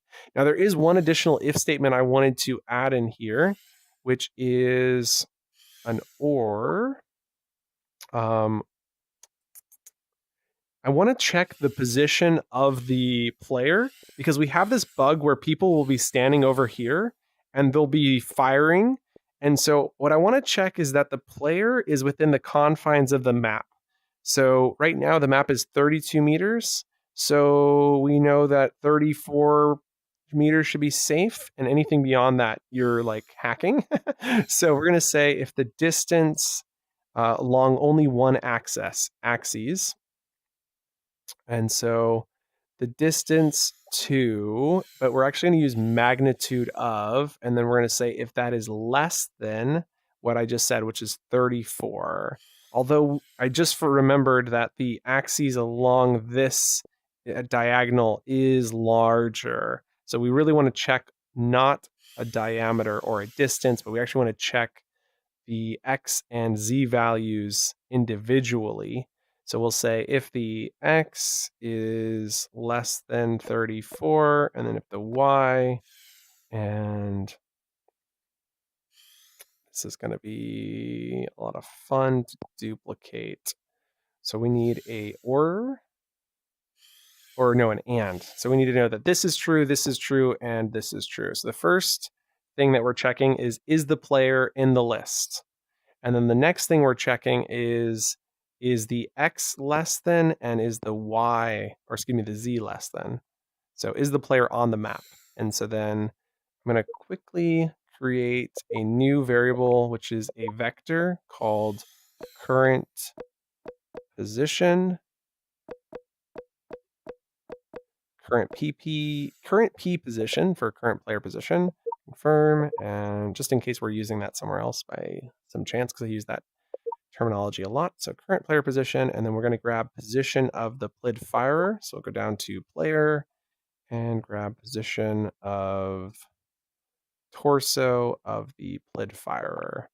And then what we can say is the X and the Z of that value on the grid?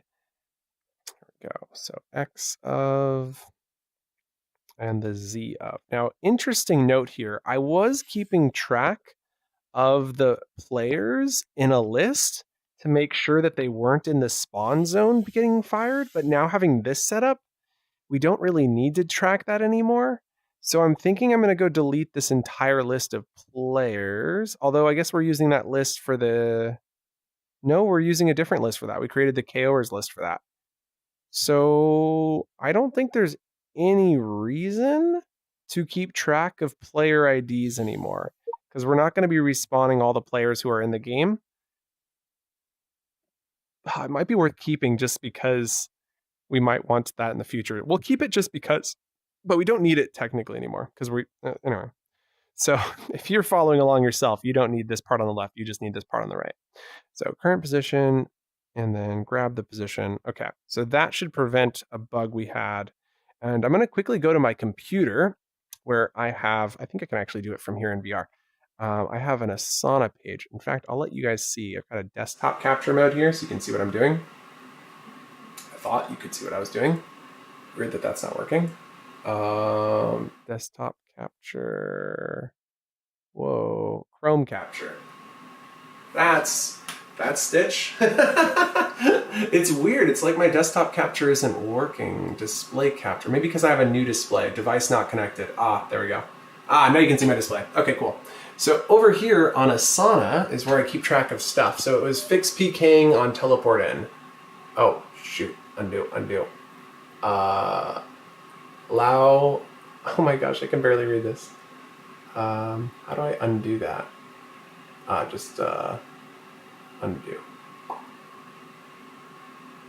It's so hard because okay, I'm pulling this in closer. Okay, now it's closer to my face. Okay, so fix PKing on teleport in, fixed. All options decide what tiles you want to use, not thing. Faster projectile speed on base gun, we already did that. Better looking base guns, I can't wait to get those in. Maps continue to cycle, see from menu, cancel. Okay, that's some ideas for later. Preview, favorite maps. Map search, use player variables to save favorite maps, optional tutorial worlds, stats. I don't think we need a tutorial. We kept it really simple, so not really needed. Stats can be flicked on with wrist up or down. Many similarities to Action Island, but better. Sorry so much. That wasn't a bad thing. I love Action Island. That's why I'm like, But I also wanted this to be like Zap, where you like instant kill. So it's a very different game. I would say Action Island definitely serves its purpose. So I'd say it's done with that one. Death lasts 5 seconds to see leaderboard and viewing area. We've done that basically. You spawn in here, and I like that it's your own time. Like you can get back in instantly. I love that.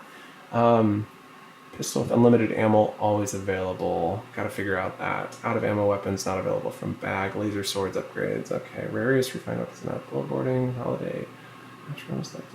Shop loads between maps. I guess this is kind of true because we got the zone, so that's fine. Map loading's done. Guns not resetting. I've got a fix for that, but it's gun manager so that's a different task under here, so I'm gonna go ahead and delete that. Grenades randomly placed, more gun types, dedicated pistols per person, working on that. That's part of that up there. Gun manager thing, so I can delete that. Music, I would love to get music in here. Global audio, done. Okay. Even bigger buildings. Maps randomly selected. We just finished that. Great job, us. Bullet bending or raycast firing. So there's lots of stuff we could talk about in here. Honestly, I could go for hours. What is bullet bending? It's a really cool thing that professional games use to make it look more realistic. Even though it's not realistic, it's super unrealistic. Use player rails to save favorite maps. Okay, I think that is all the main things here. Back to YouTube and back to VR for you guys. Here we go. Okay. So you guys were saying creating weapons and generating maps. I'm like, wait, don't hit that button. There we go. Generating maps is cool. Don't get me wrong. I'm gonna move you guys back over into there. Ooh, there we go.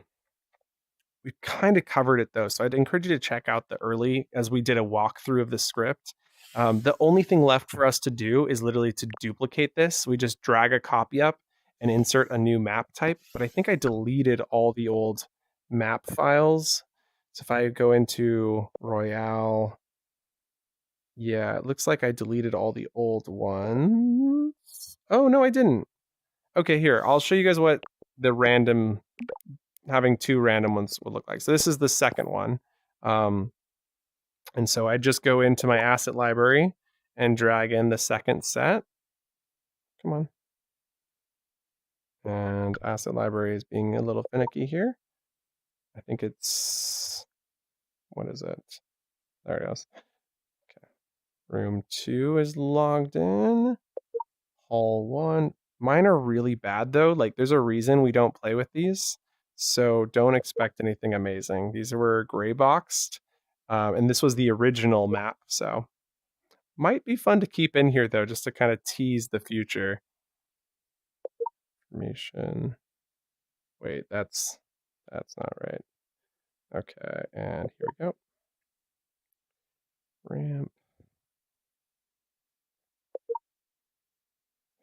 I actually haven't seen this map in so long. I'm curious what it'll look like.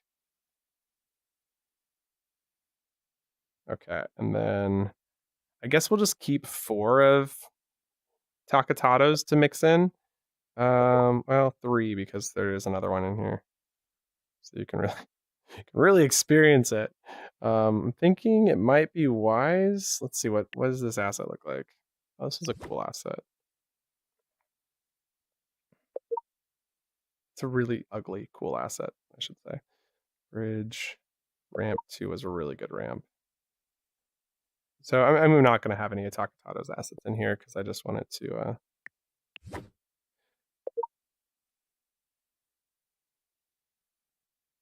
be that one type. So these ones will be slightly more frequent, and that's okay. Okay, so now it's going to choose one of those at random because this guy is already referenced into this, so it's going to choose one of those. And so, oh, and I almost forgot the world timer. We should set that back to 300 now that we're getting ready to publish the updates at some point here. 300. There we go. And script clear play. 50% chance of it loading an ugly map. Oh no, it's a beautiful map. Gotta love them geometric shapes. Yeah. Give Oh, that a why is it? second. Oh, you stopped it again. Yeah, I Like, stopped it that when was it a had quick that map. queue. Yeah, I wanted to see. I wanted to show what the old one looks like, which I actually haven't seen in play yet. There it is. Oh, So this is what the old map looked like. It's actually really cool. I've it never looks played better. on. Hey, don't say that to Takatato. This did generate really fast though. Yeah, because Being it didn't great. have as many objects. Being gray boxed makes it a lot faster to load. This might be something we need to address with Takatato. Yeah, that's really cool. So yeah, that's how we did the 2 maps. So let's go ahead and stop the world. We still need new guns. We still need the new loading area. Let's go ahead and I'm going to run over and grab the new guns. Dimster, I'd love to invite you into edit mode because I'm sure you'd love to look around. So I'm going to kick you out as a tester. You have to close Horizon and reopen it, I believe is how that works. We found that out the hard way. I had that happen recently to someone else. So I'm going to quickly send you an invite and then I'll see you in a minute. Yep, right. Invite people. Metadimp. Metadimp. I do enjoy, Dimpster, that when you created your name, you expected everybody to say Dimp, but instead they all say Meta. Oh, it is a classic phenomena. Like when Euphoria was the real, And nobody called him Euphoria because it was the real Euphoria. Oh. Anyway, it's a classic thing. Dunsies. I gotta run over to. Oh, thanks and the follows, you guys. Let's go through clear, create tab, invites. I gotta get to both of these, so we'll just go over to both of them real fast.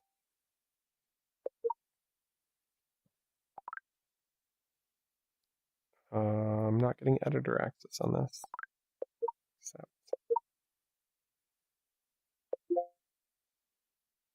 Invites. See details. Accept. There it is. Edit world. Oh, hey Dempster, I'll be back. Says you're a tester. I'm just yelling at him as I'm running away. Sorry, Dempster. This next piece should be relatively easy. Oh man, in terms of spawning, I was thinking about adding a second, like multiple starting spawn points. I'm not certain about it. I'm not so certain about it, but just thinking about it. Oh man. And here we are. I hear something. Hello.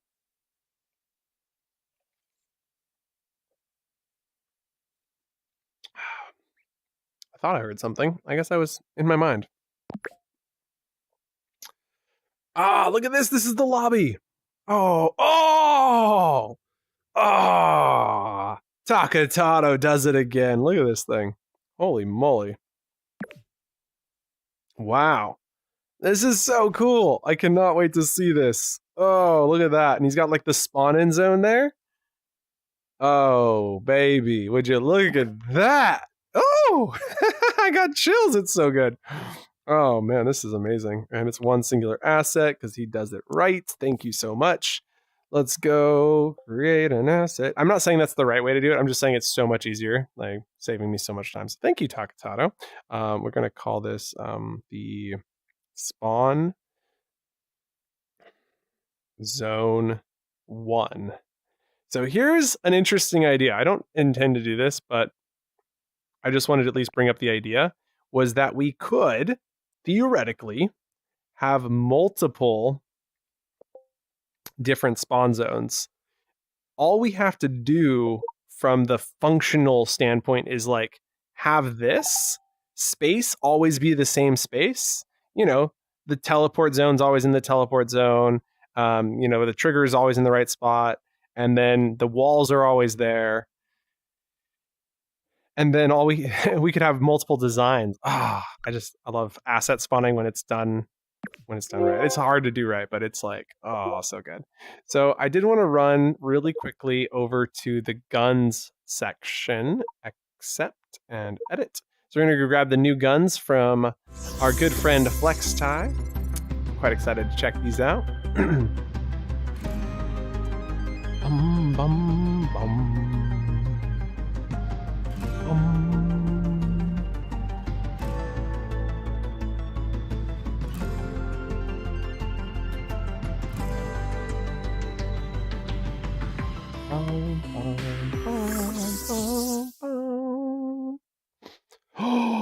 What? 1.5% object, 0.7% geo. These things are so beautiful. Oh man, they're so good.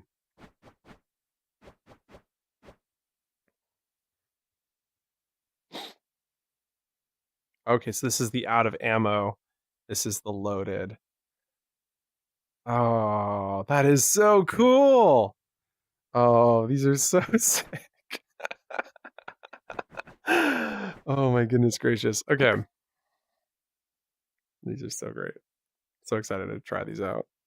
I don't want to miss anything, so I'm just double checking that's all in this small space here. Here we go. Select this booty. Select all of this. Create asset. And new asset called Flex Pistol. Okay. And save this to the Horizon Royale Neon City pack. Create.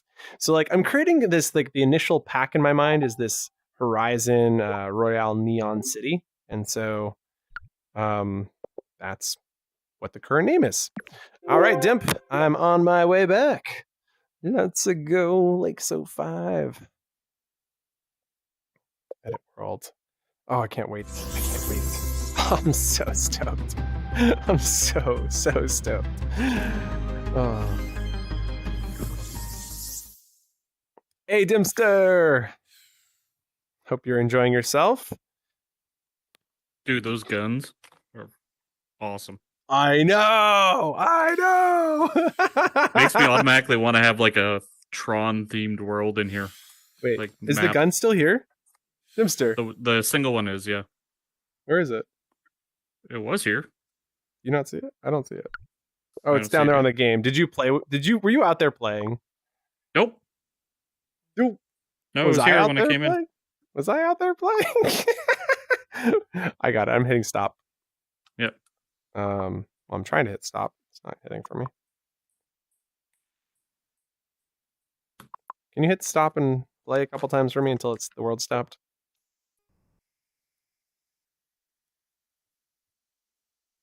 Hey, that worked. Sweet. Yeah. Okay. The gun's back here. So this first space is going to be a bit tricky to build, mostly because we've already got all this stuff here, and I probably should move all of my scripts up anyway. So let's lock a couple of these items in place for a second.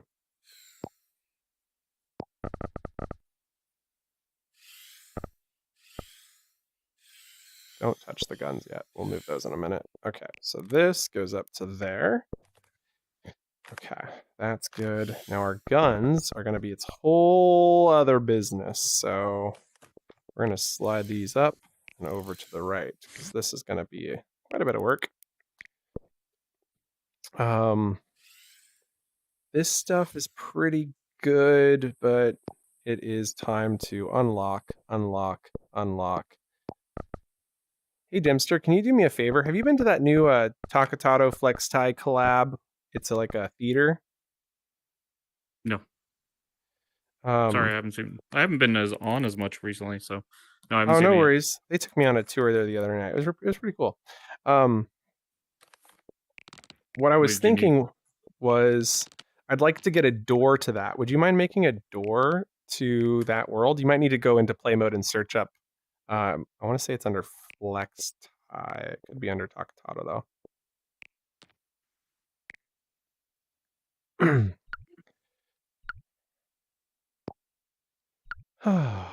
Okay, it is 124. Let me see. Is there a way to see my battery percentage when I'm on link cable? Oh, there is. Headset's at 50%, guys. So I'm going to give an hour and a half, and then that'll be around the 4-hour mark on the stream. I'm going to wrap us. So the goal right now to finish us off is to get these guns implemented, ideally with a assigning to player script so that each player can use them. And obviously we're going to also implement the spawn zone first, but that's kind of our goal for the rest of the video, just so you guys are aware. Leading up to this, we spent a ton of time working on like the spawn points and some other stuff, but and then yeah, I'd love to spend a good 15 minutes at the end before the battery dies playing. So what was the world name again? I don't know what it's called. I know if you search under Flex Tie or Takatato, it's that one of theirs. It's very recent. You got to narrow it down then, because one of their worlds. Okay, what was it about? It's got because there's Kanpai Night. Was it a nightclub? Was it a tavern? It's a like a show where they host weekly shows, like talk shows and comedy shows. Oh yeah, there's that new collab they did, which was like a theater, right? Bruh, I just said that. I know. No, I'm just teasing. I'm repeating to make certain I literally understand. what I just said, which is so funny. It's just too funny. Guardian Theater. That sounds right. Yeah. There we go. Where's it? Right there. Okay. Jeez, you're giving me a good chuckle. So I've ungrouped Flex this. Tie, right? What? The flex tie? I love flex tie. Okay. One door. Not in a weird way. Oh, now that you said that. I swear it's not weird. Can you stop Takatato? saying that? Because you're just making it weirder. I swear it's not weird. Every time you say it's not weird, it's weird. I just want to see if Takatato's online by some miracle. If he is, I'm going to invite him to help with the painting of this because we haven't painted it yet. And while I can definitely go through and paint it, I know he'd be the man for the job. Taaka Tato. He looks very familiar. Okay, he's not online. That's okay. You've worked with Takatato. You guys worked together. Yep. Wait. It looks very familiar. You're just messing with me now. Okay. He definitely has a design aesthetic for when it comes to space things. It's true. He does have like the perfect kind of spacey, futury vibes. Like there's a lot of detail on the outside too. I guess it makes sense because you'll be able to see it from the game. We're probably going to want to cut this down a little bit, and I'm sure he won't be super offended if we do. I don't think it took out a ton of capacity. We're at 50% geo right now, so if I go and pull it out again, what does it go to?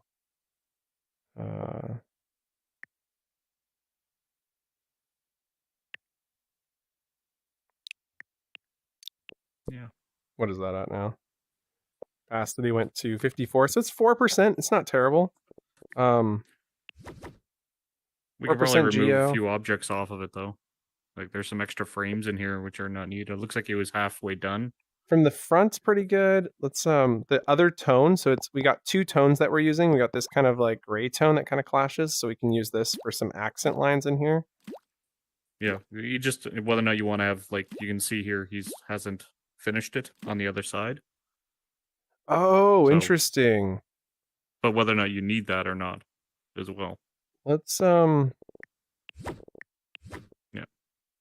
Kind of like this. Just thinking maybe more like that, right? I could also go all the way across as well. Yeah, that'll also save us some capacity. Yep. Bro, the capacity nerds strike again. Good. Well done. Do it. No. Do you think you can come in here and paint these lines? Yeah. What is this thing?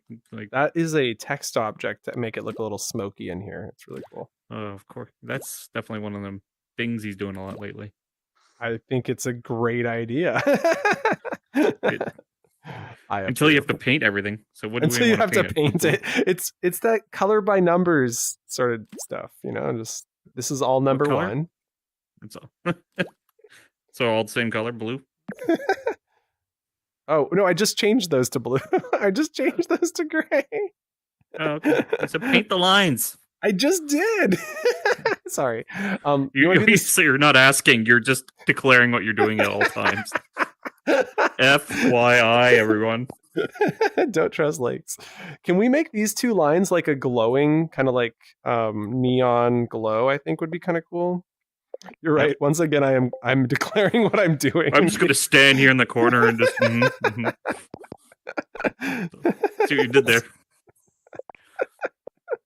If you're gonna do that, I would do maybe this sucker here too, like the center line going all the way down. Maybe. I agree.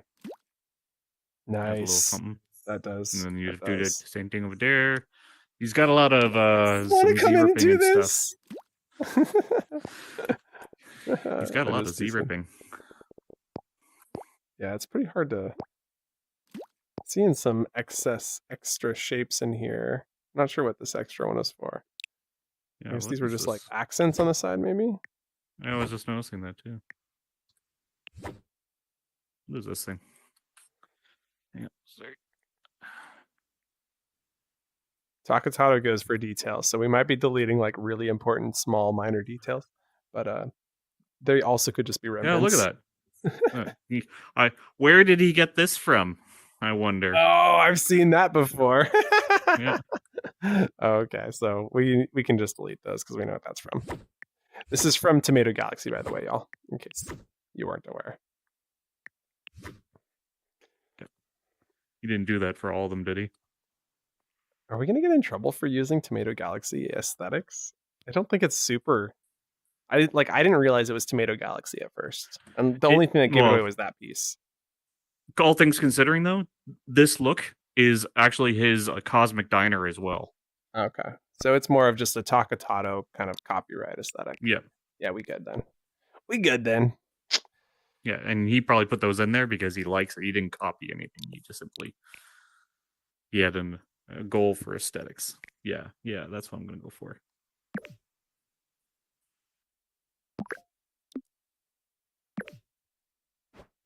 Like that is that's like, I'm going to delete this text object, not because I don't like it.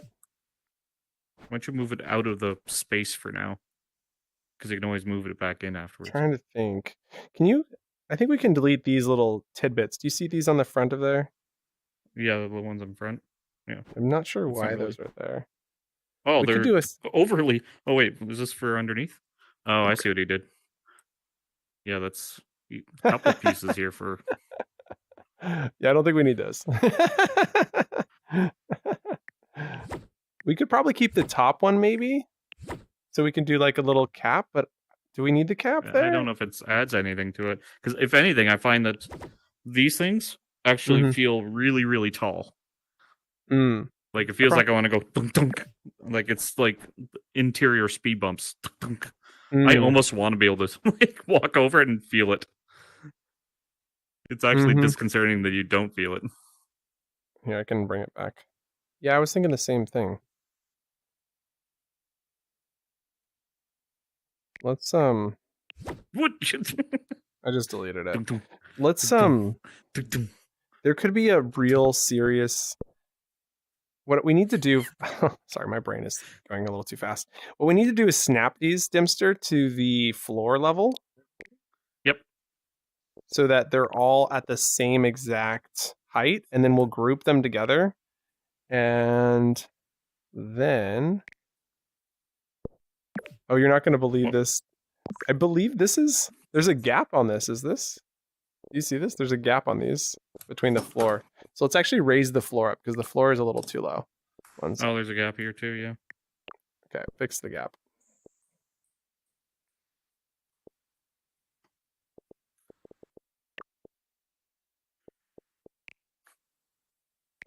Okay. Yeah, all of them have the gap.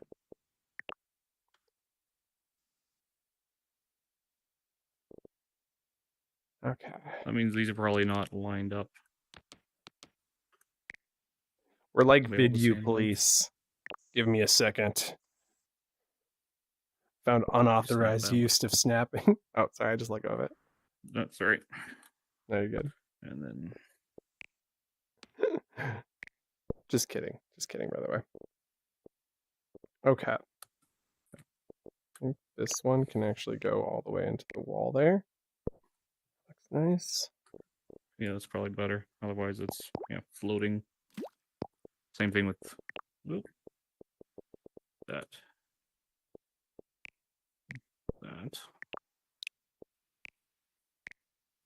A little closer to the wall. Oh, weird.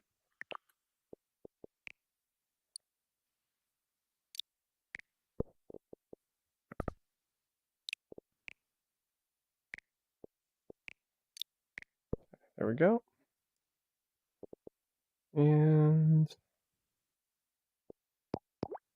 kind of wanted to mix this into here and there.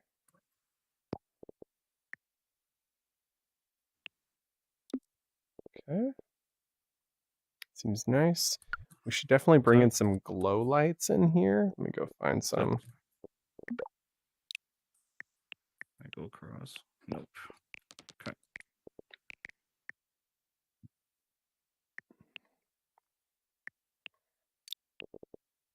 So this is a light that's going to make this space feel nice and lit. Oh, that's actually really cool. The way it kind of collides with the surface. Yeah, that worked way better than I thought it would. I think we can actually... Lights Right, are I gotta go. Oh, okay, no I worries, gotta get Dimster. going. Yeah, Thanks I'll for... check in later. Oh, we got a gap Yeah. here. We got a gap in the side Oh, here. okay. Yeah. There's quite a few. I was fixing some gaps on the outside too. Yeah, we'll work our way through it. No worries. Yep. All right, man. I'll see you later, bud. Bye for now.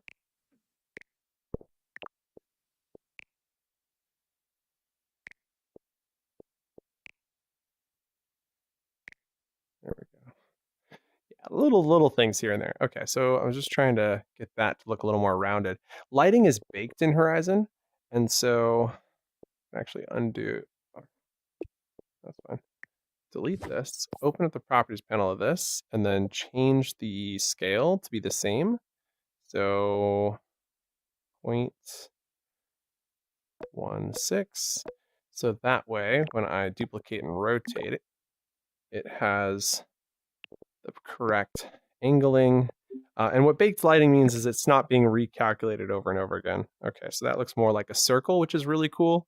And then what I wanted to do was pull out a effects, not trail effects, one of these.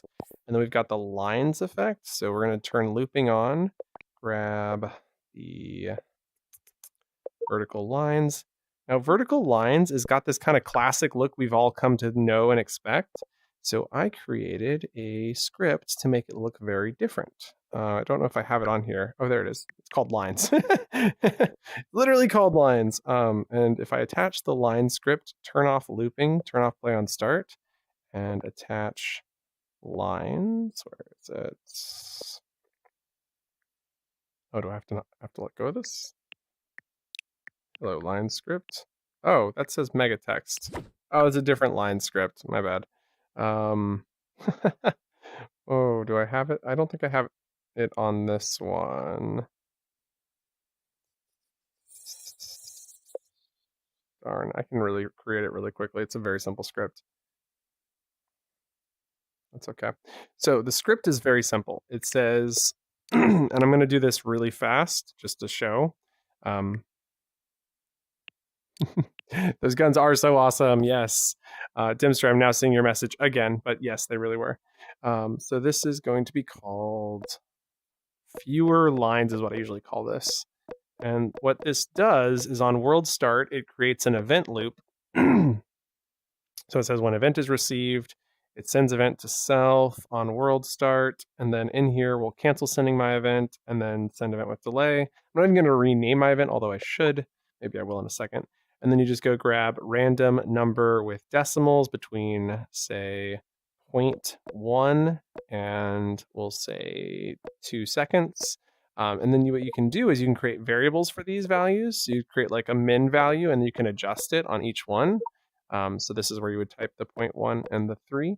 So that way you can change it on each of the lines. New number called 3 and click confirm. Why'd I call it 3? Max number called max. And it says I set it to 2. And what's really cool is we could actually even add some math in here to make this feel like it's getting more and more intense. Let's go quickly rename these to loop because we're going to do this correctly. Loop and loop and one more called loop. There we go. And let's see, what am I missing in here? Under actions, we can then play visual effect, which will cause the lines to play one time. And play effect on self, yeah. And then what we were thinking about doing was oscillating. So we're going to grab an I value and confirm, and then set I to be +1. And what this will allow us to do is slowly get more and more intense. I +1. And then if we use the modulus symbol, we can have it loop between a certain number and then a max number. And so because I want this to be like between 0 and 100% intensity, we're going to loop between 0 and 100, where 100 is full intense. And so then this speed of max will be adjusted by this value where we can multiply it. And the thing is, I want this to kind of oscillate back and forth. So I'm thinking we set this to be, maybe we go with 10. And then, so it's set to 10, we subtract, 20, and then we subtract 10, and we use the absolute value, so it ranges up to 10, and it comes down from 10. And then the speed is plus, so, or minus, either plus or minus. So we'll set the max, because we want it to be a max, we'll set it to 7, and then we'll use the minus symbol. And so we're going to subtract from max to speed it up. So max and minus, and we'll speed this up even more in a minute, but for now I just wanted to get the basics here. So we want to divide it by, divide by 2 is what I was thinking. So it takes the value, which will be a number between 0 and 10, and it turns that into 0 to 5. And then we take the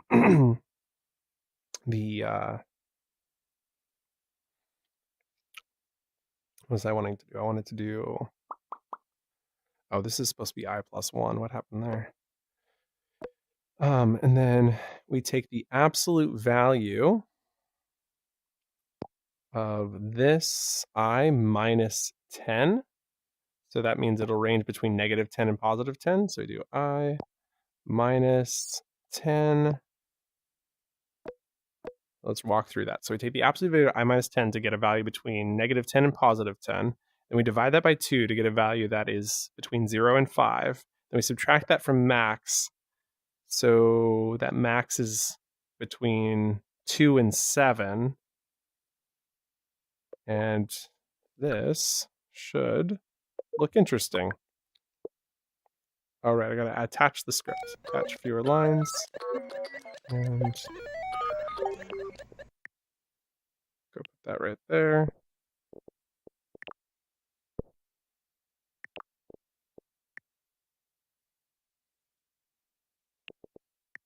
Snap it onto.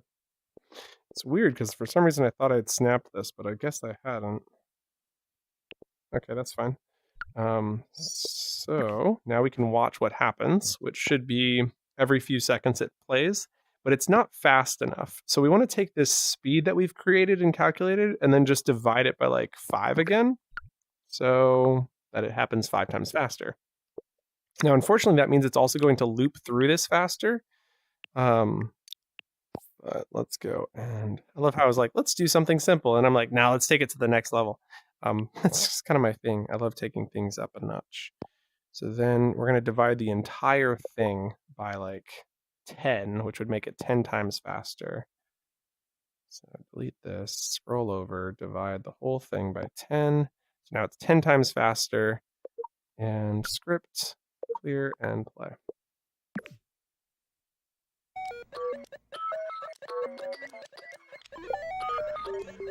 Okay, so now it kind of slows down. Almost comes to like a halt almost. No, it did come to a stop.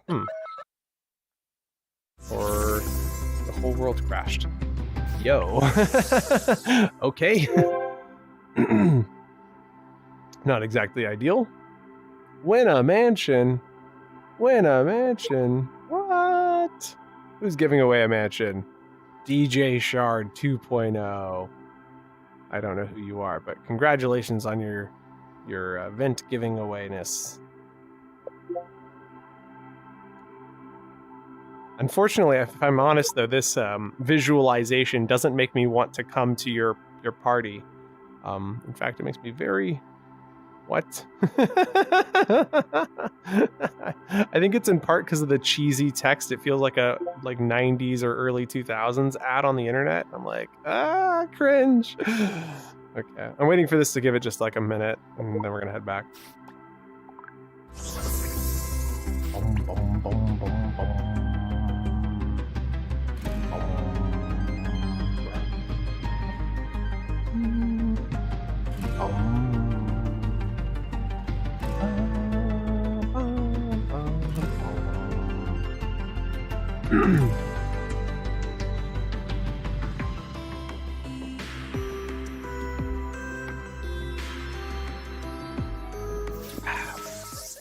Okay, and we're back in. Ah, the Guardian Theater. Thank you, guys. Thank you, Dempster, for putting that there. Okay. Coming in. This is looking nice. I wonder if somehow this maths out to a point where the division gets to be so intense that it causes the whole thing to break. That'd be a weird way to break a world, but stranger things have happened. So, for now, I'm okay with this. I think. I kind of want it to be slower.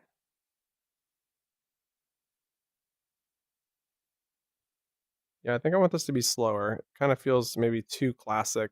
Let's go down to divide by 5 instead of 10, so that's twice as slow. Yeah, that's good. That's doing it for me. I also wanted to check the collidability of some of these surfaces. And this is a half sphere. Okay, so learning opportunity, y'all. A sphere is just like a half sphere, except it takes up like way less capacity. And so I have gone and made this sphere, and we're gonna actually snap this. So while this is selected, I'm gonna find the corner of this half sphere, the upper corner. Where is it? Here it is. It's right in here somewhere.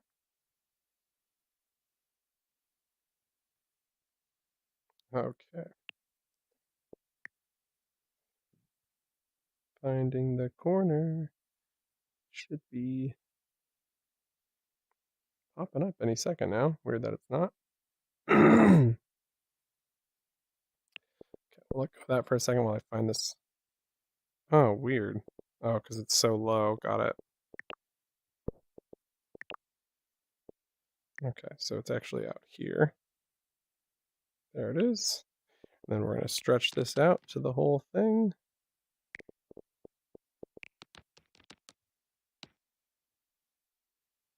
Probably right there.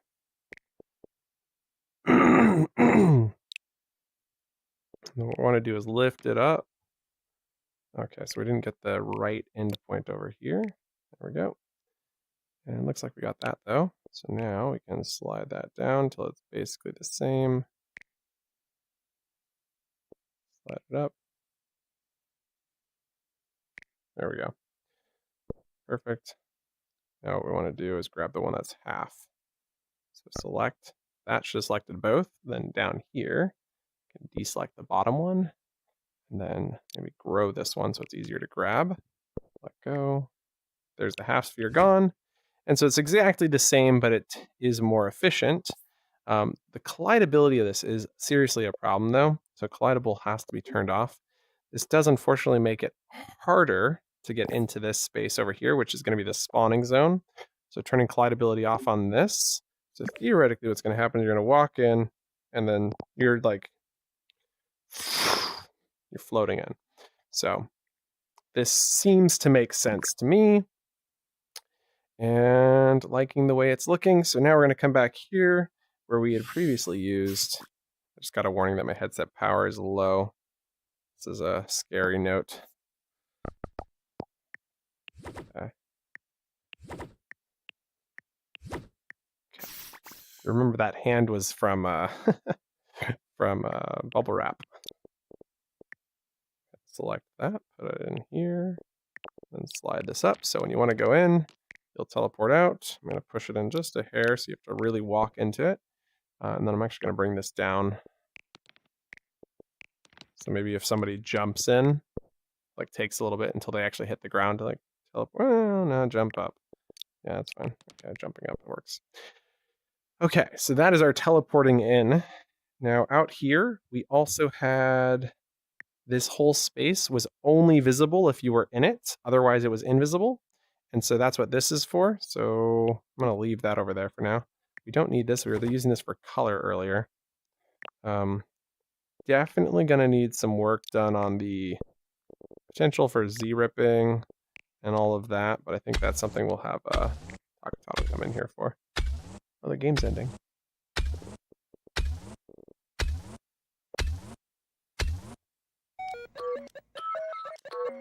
Oh, that is so cool. I really love that. I can't wait to play both of these maps back to back, actually. Like, you got the one kind of gray box map, and then you got the other one, and it chooses them randomly, so it's kind of like, oh, I want to play Takatato's map. Well, I guess I gotta wait for another one. That thing. Okay. These look good. Kind of want to add some of this glow to the outside. So I was thinking this might be maybe right here. The spot to put that. Like that. Yep. And then we should definitely add some glowing light for when it's dark inside here, as well as on the outside. So I'm going to just grab this and stretch it out for now. I don't want this to be super intense, so I'm just going to go up to the ceiling, center it, pull it down, and then open up the properties panel and change the intensity of our light. Oh, it's already at 7%, I guess 3% then. And then we'll stretch this light volume all the way down. It should give us a good glow throughout the space. And then maybe we'll actually stretch this over to here. Can I get to the edge of that? Hardware notification. I think I'm getting tons of power low notifications. Okay. And we'll stretch this up instead. There we go. And when I come in here, with this new lighting, it still keeps it pretty bright in here, but oh yeah, no, it's still good. And then around here, we've got a nice ambient light. I think we should select this and pull it down from the ceiling a little bit. There we go. So it's not lighting the ceiling up as much as it is lighting down the floor. A little bit on the ceiling is fine, but really want to emphasize getting that down. And feeling good about that. Okay, I feel like these are Z-ripping on the ground here. I think that might be an accident, so I'm just going to slightly scale those up.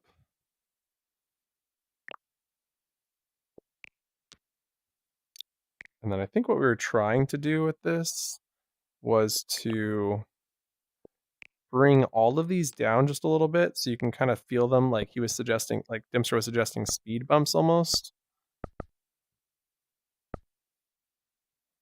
And so I think the easiest method might be to set one of these like to right there and then scale the rest of them to that.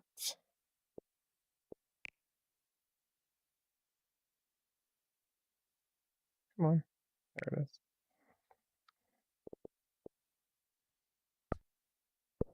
And then I wanted to take this big one down to be just above it, like twice the height, but just above it. Okay.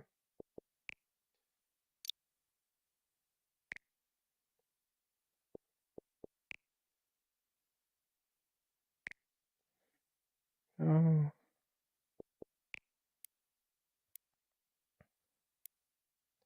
Now that I've done it,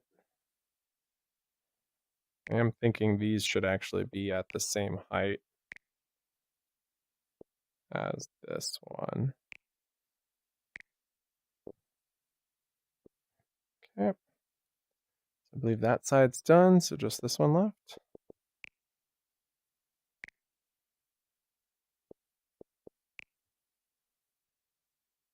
Okay. And then lastly, drag that over to here.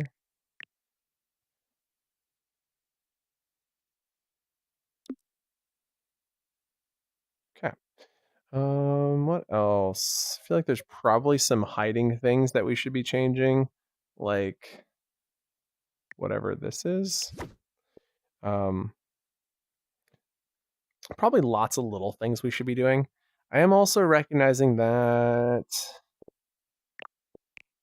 with this new aesthetic, we might want to. So in the previous, it was only visible if you were here. But in this case, we might actually just consider leaving it because I think it looks kind of okay. And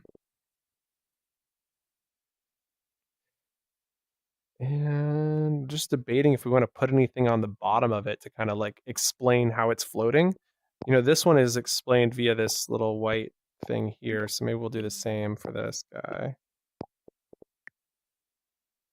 Go ahead and put a little like one of these on here.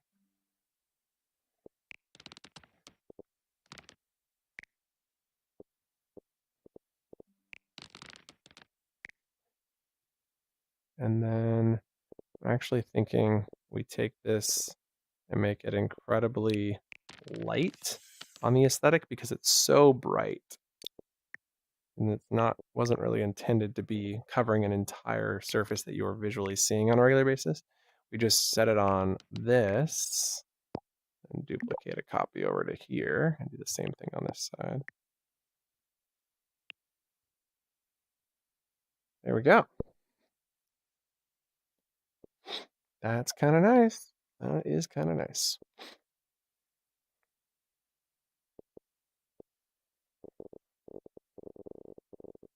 Okay.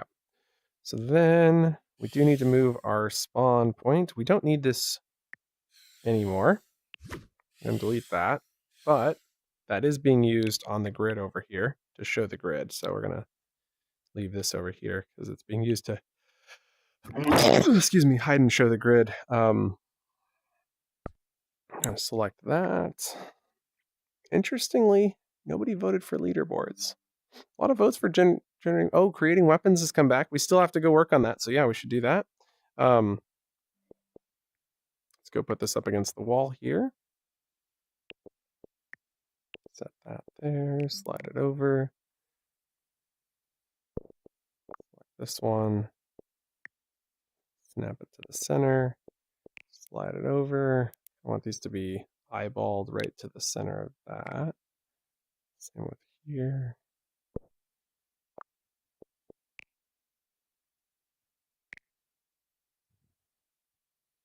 Maybe a little closer together, more towards the center.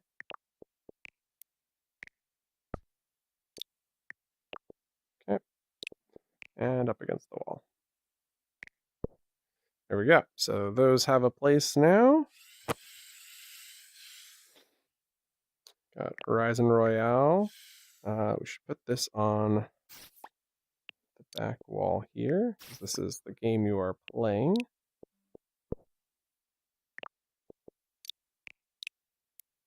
Okay, since as I clicked on it, hopefully that doesn't travel me while I'm in build mode. Okay, then we got Bubble Wrap and Pop Pop. These are some fun games that we think people would enjoy if they're enjoying this one.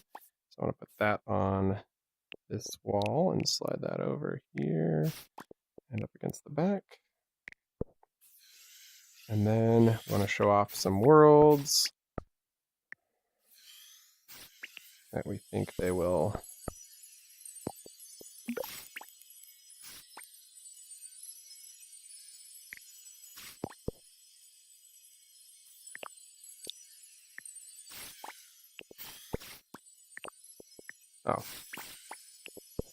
so these are sorry, getting track of my thoughts here.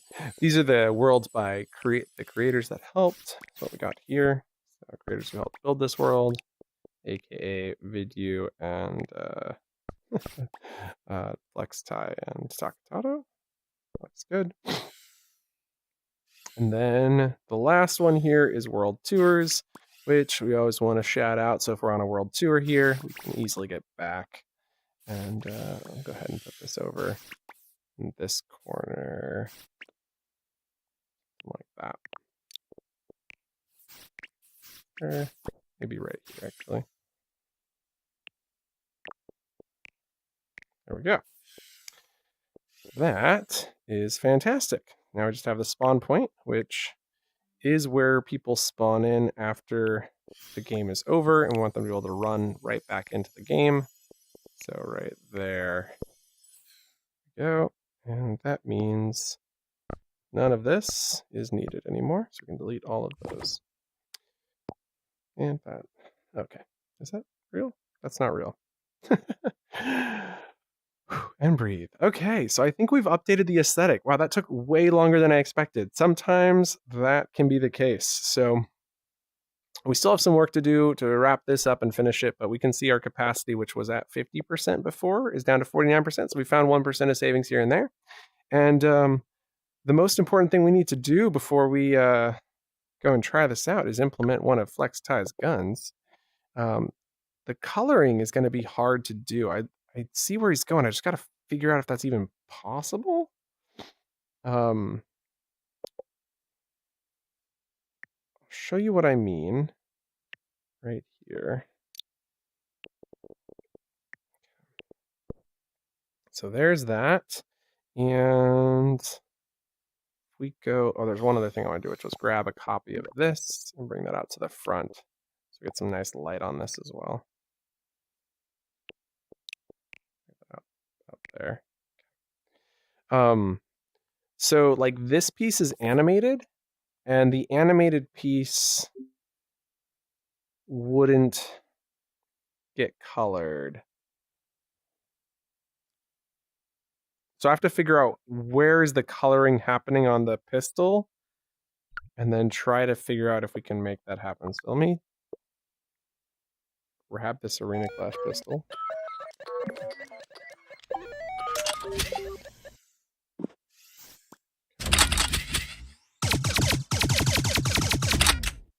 So right now, it's only coloring this grouping here. So everything inside this group is what gets colored. Nothing else is changing color when hit. Checking. Correct. Okay. So now that we understand how that's working, let's go and see if we can pull this off. What I'd like to do is make sure I save a backup copy of this gun just in case. So I'm going to go select all of this to here and duplicate over to here. There we go. So this is the copy we're going to try and update to this aesthetic. And I love the orange flexed, but I don't want to rewrite the code right now. So I'm going to kind of keep it red. Although I will... Oh, I see the back pops out. That's a cool thing too. I didn't even notice. I'll leave that here for a minute just because I might need it. Capacity cost we shouldn't need.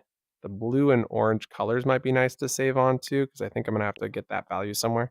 Okay. So, first things first, ungroup. Second thing is, gonna have to make sure we can select all the colored pieces and group them. Check his text out here. Sometimes these logos are the most expensive things in the world. Not that I'm opposed to logos, just wanna...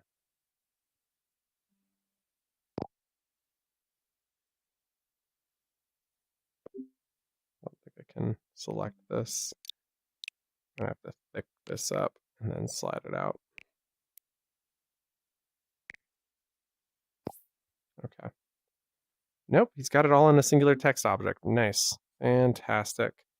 I am kind of thinking that we're going to have 16 of these guns. That's 2% simulation on text. If I delete, because it's on both sides, but if I delete one, it'll bring us back 1% simulation. So I'm going to go ahead and delete the one on the left side, I think, and keep the one on the right. Although I feel like I'm going to be holding it in my right hand, so I'll see it on the left. So maybe we'll keep the one on the left. Yeah. It's a hard decision to make, to be honest. Like, I want them both there. Okay, so we got these, and we need to look at this piece being the animated piece. So this is the part that's going to move down, and then it moves back up. And this is the piece that moves back and then moves back up.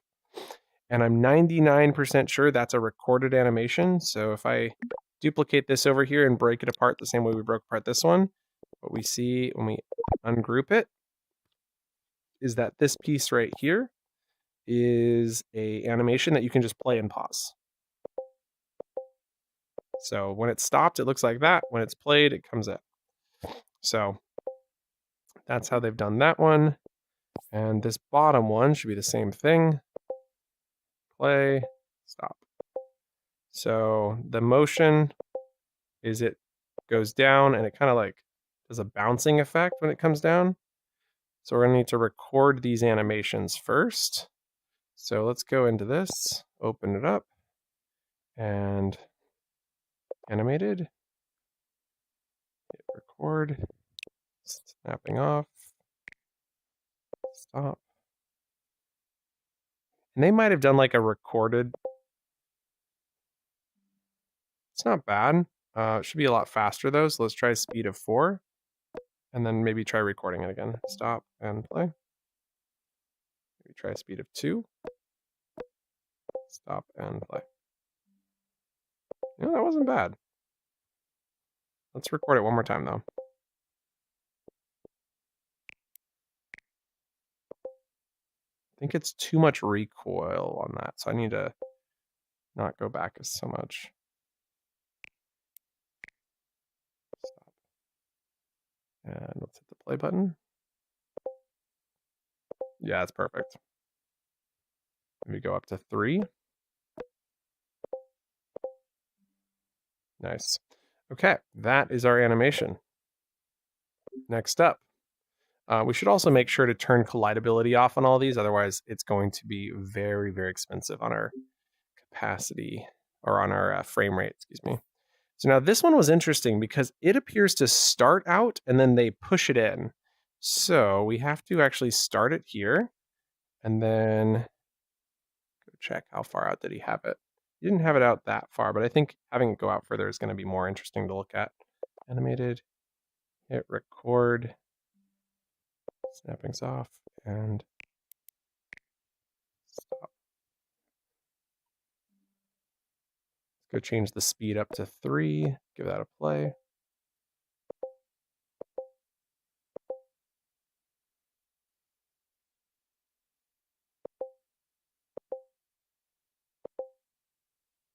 Nice. Okay, I think that's good. So these two, the colors on it will not be able to be adjusted. So then the next group is this one. Sorry, come back out here. The next group we have to look at is this one, which you can see doesn't actually have an animation. It's animated because the colors are changing. And so we want to group in all of the color changing objects into this. So with all of this gone through, we can actually delete the rest of this and delete. And then what we're going to do is zoom these parts in and then reference them to the group. It's going to be a lot of work, but we can do it. So if we open up the properties panel of this, we can figure out that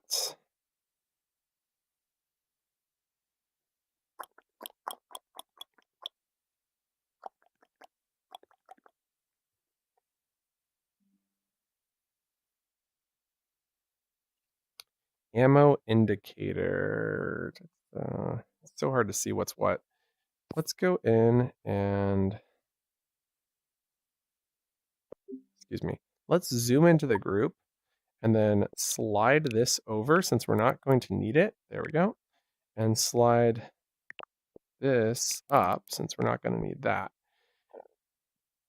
And now you'll notice that neither of those are running scripts.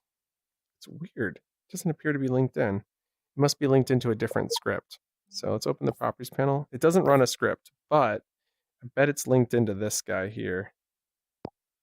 No, not that one. What else could potentially, maybe this one here? There's loads of little scripts on here. Fortunately, I spent some time with this, so I've started to learn where they're at. There we go. Okay, zoom out. So let me check my battery real quick because it's bleeping it quite a bit. It says, looks like 25%. I should be good for a minute or two. Hopefully enough time to finish this. So then what we need to do is link this one. This gets linked in where this was connected. So this goes to, I gotta scroll through here until I find it. There it is, reload mechanism. So let's go grab this group. Let's actually clear it out by clicking the X. So now I can just drag that into the empty. There we go. So now that's connected in. And I don't think this is, oh, this is connected to that, isn't it? I guess it's a good thing we checked. So this piece is connected to mechanism, it looks like.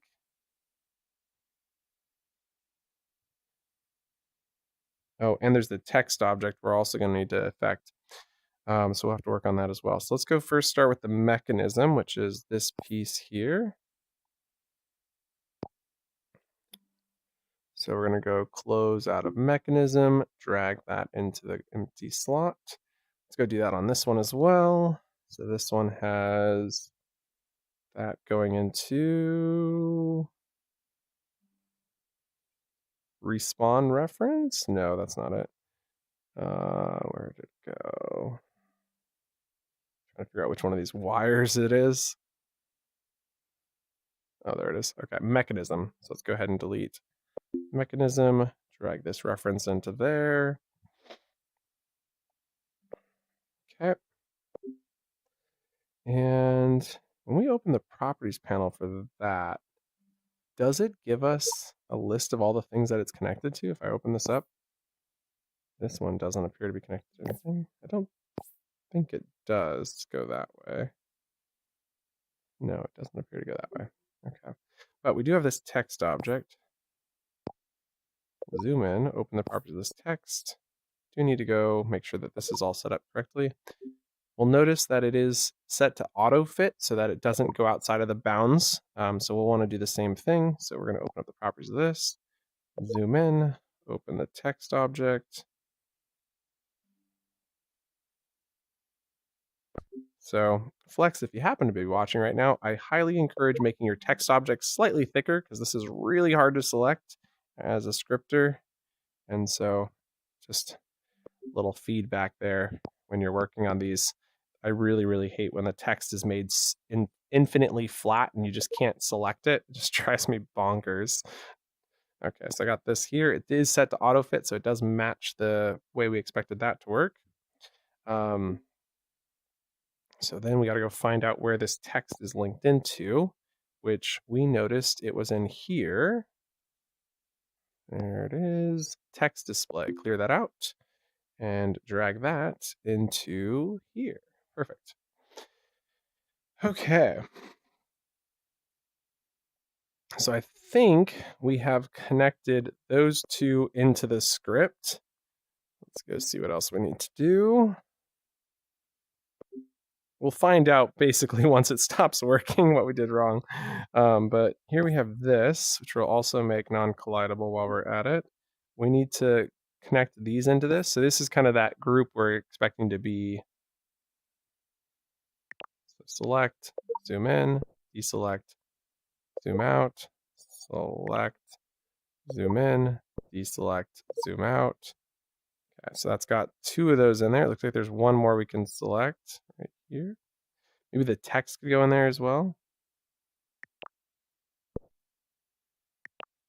Select, zoom in, deselect, and zoom out. Oh, we got these back too as well. So select, zoom in, deselect, zoom out. Select, zoom in, deselect, zoom out. And then we're thinking about this text object. Check, is it colored on here? It is, so that is another step. Zoom in, deselect, zoom out. Okay. I think that's all the places we've got colored elements. We'll double check that this runs all the way through. It does, but we can't select it. That one's non-selectable. That one's running all the way through. Fantastic. Okay, so that group is the group that needs to go into this group. So what we're going to do is open up this guy and zoom into the grouping. Why isn't it letting us zoom in? Select, deselect, zoom in, open the properties panel of this. And we do need to start zooming the elements of this gun in. So I guess before we do that though, I'm going to delete this. We're going to delete this. We do need to start sliding some of this stuff over. So while this is going to seem a little ridiculous, I'll just slide that into there. There we go. And then we also need to do that with this and this. Slide that into the front of the gun. There we go. Up just a hair.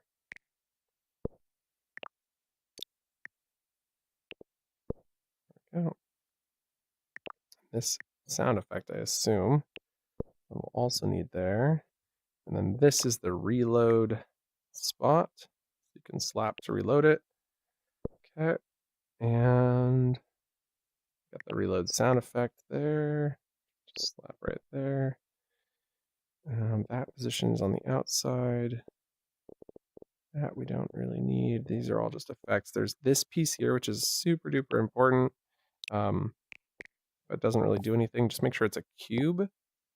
Oh, it's a grouping of a cube. Oh, interesting. So then if I select these two, that's not letting me zoom in. Oh, because I had it selected. Select these two, zoom in, let go, and then delete this. And zoom out. I've now removed the cube, so the geometry's been removed, but the script still exists on that object there. Okay, that worked. And I don't think there's any more scripts running on any of this. Let's double check there's no script on here. Headset power is very low. I might be getting an inaccurate reading over here, so we might have to call this. I'll still be here in the live stream because of the way it's I just got a critical error. No, I don't want to stop. Okay, zoom out. I don't want to stop. How am I going to solve for this? Trying to think. Battery's going to die in a second. Okay, so I need to get these. All of this has to get zoomed into this group. So I'm going to lock this for a second and then select all of this. And then zoom this into here. So I have to unlock, then the zoom in will appear. Come on. It doesn't always work. Okay. So we're going to, oh, what the heck? Still shows a locked. We'll select all of this, and then we'll deselect this. Then the zoom in should appear. Please and thank you. Please and thank you. Maybe I need to lock it, unlock it again. Come on, zoom in button. Good. Okay, so when this happens, sometimes you have to, oh, my left eye literally, holy sh, I've never been blind before, but this is what being blind feels like. Oh my goodness.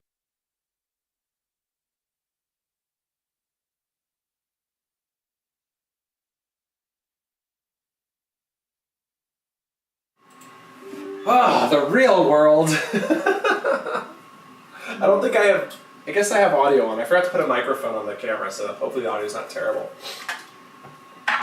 Oh my goodness gracious.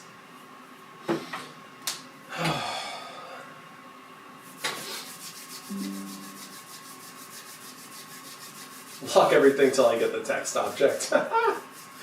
Oh, this thing died. Oh, that's so killer.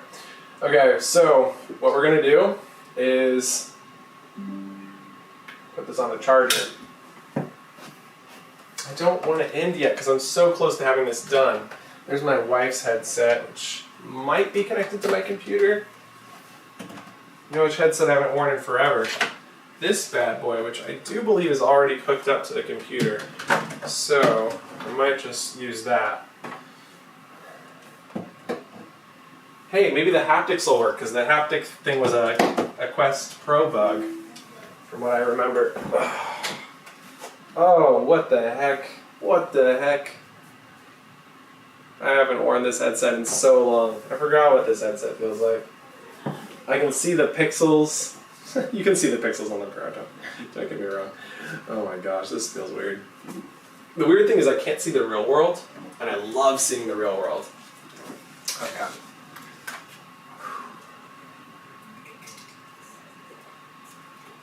I'm back to the darn nose hole. You guys, I'm back to the nose hole to see you guys. It's so weird.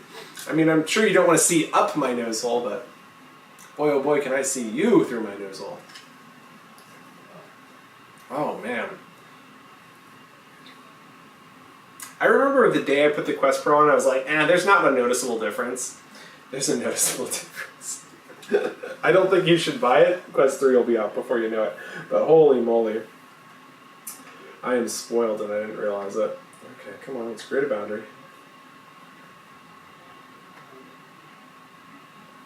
Hello? Are you okay there? It's not letting me create a boundary. I can feel it hitting the button.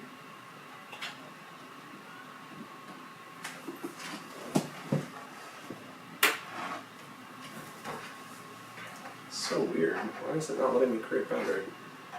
Create a new boundary. Yes, allow access. Let's get out of this anyway.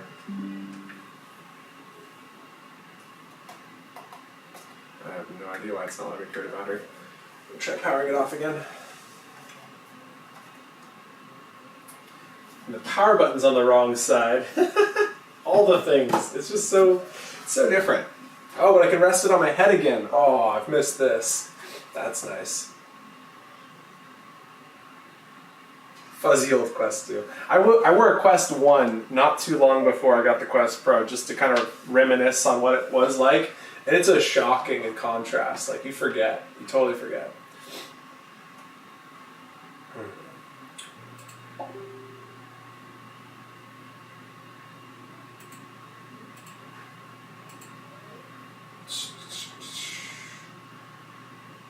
Let's go.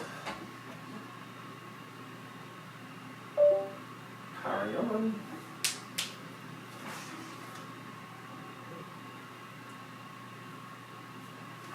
Let's see, did we get anything done on here that was supposed to get done? I don't think so. All the things we worked on were other stuff.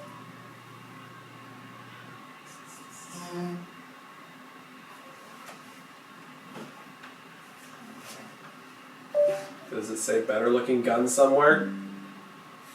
It doesn't say that, does it? No, it doesn't. I was like, oh wait, no, there it is. Better looking base guns. Yes! We got, we're only halfway there. I shouldn't have marked that as complete. Don't tell anybody. We're so close. It's so close. So we're at version 0.05 is where we'll be. Oh, look at there's the grid. The thing's working again. Let's go. Allow, confirm, and then let's actually change my play area, stationary, and confirm. And quest link, turn off air link, searching for PCs, enable. You know though, to my friend in the chat who's also on a Quest Pro, it is shocking how good it is on desktop. On desktop, it's far more clear. Like, it's a surprising difference. So why is that not loading? Oh, it is. Oh, I'm in Horizon, but Horizon crashed. Okay, so I gotta go close Horizon. It literally picked up where I left off. So that's awesome. I'm reloading Horizon Worlds, and then I'll have you guys back in, bringing my desktop computer back in. Oh, look at it, I can see everything again. Oh yeah, but you know what? even on desktop, Quest 2 isn't nearly as clear. Like, I had it at this distance and I could read all the text. I can't read the text, but I could on Quest Pro. Huh. Was not aware how much of a difference it made. Yeah, wow, this is... I have to really bring it up to me to be able to see it. Jeez. I had no idea. Okay. Huh. Huh. The things you learn. Okay. That is now loading, which means I can go into this menu, select you guys, and get you loaded. Let's go and minimize this over here. Switch to... Horizon should hop in any second. There it is. Okay, we got Horizon in. I can see your guys' chat again, although I have to get up about this close to read it, but that's okay. All right, so let's head back in there and finish these guns up. I'm so excited. Super excited. Oh, what should I do for food today, though? I have not really had anything to eat yet. Ko said she's just gonna eat stuff around the house. Oh, please don't tell me Horizon crashed. Looks like it. Looks like Horizon crashed, not the menu. Horizon. Why you do this to me? I clicked one button. Horizon. Let's quit the app. So sorry. Let me go check on desktop what it's doing. Yeah, looks like it's still open. And so if I click on this button, can I click the force quit? Is there a way to right click in VR? Oh. Oh. Whoa. Oh, there is. You just press and hold. Okay. Press and hold. Oh, good, good. Okay, so we closed it. Horizon's... Ah! Oh no. Everything's crashing around me. My audio's still coming in, even though the whole world is crashing around me.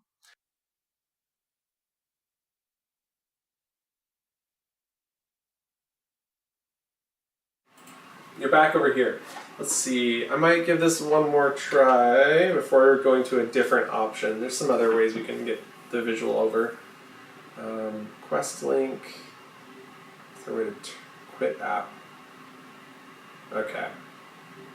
Let's restart the Oculus app. Request failed. It's just like, it's having a heck of a time. It probably doesn't help that I was on a Pro and then I went to a close window. Yes, close. Yeah, I think that's probably what it was. My desktop is full of inspiration now. I'm not sure if you guys can see this, but if I, what is that, next? I thought there was, oh, next desktop background. I've got all these like inspirational images on my desktop. And there's some really cool stuff. Like I love these type of things. Yeah, okay, back to opening up Oculus. And reopen up Chrome and OBS. There we go. Okay, let's go. Launching.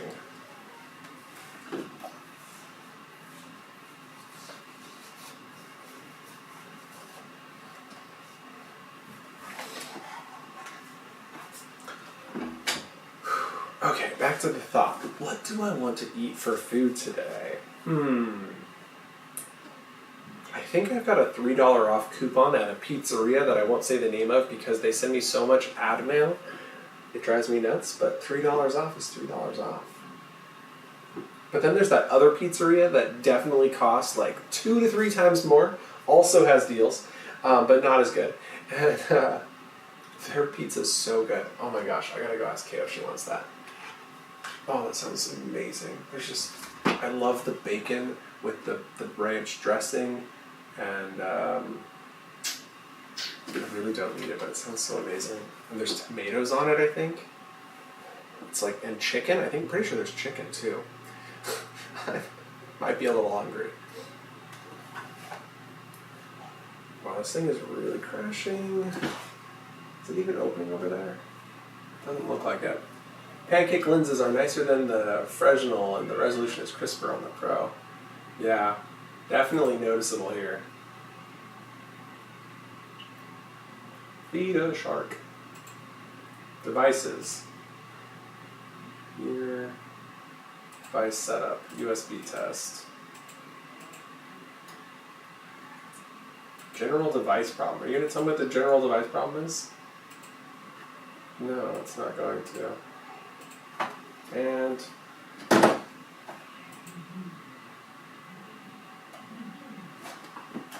I'm just on a loading screen in here, but like not a good one. It's like a very, very not good loading screen.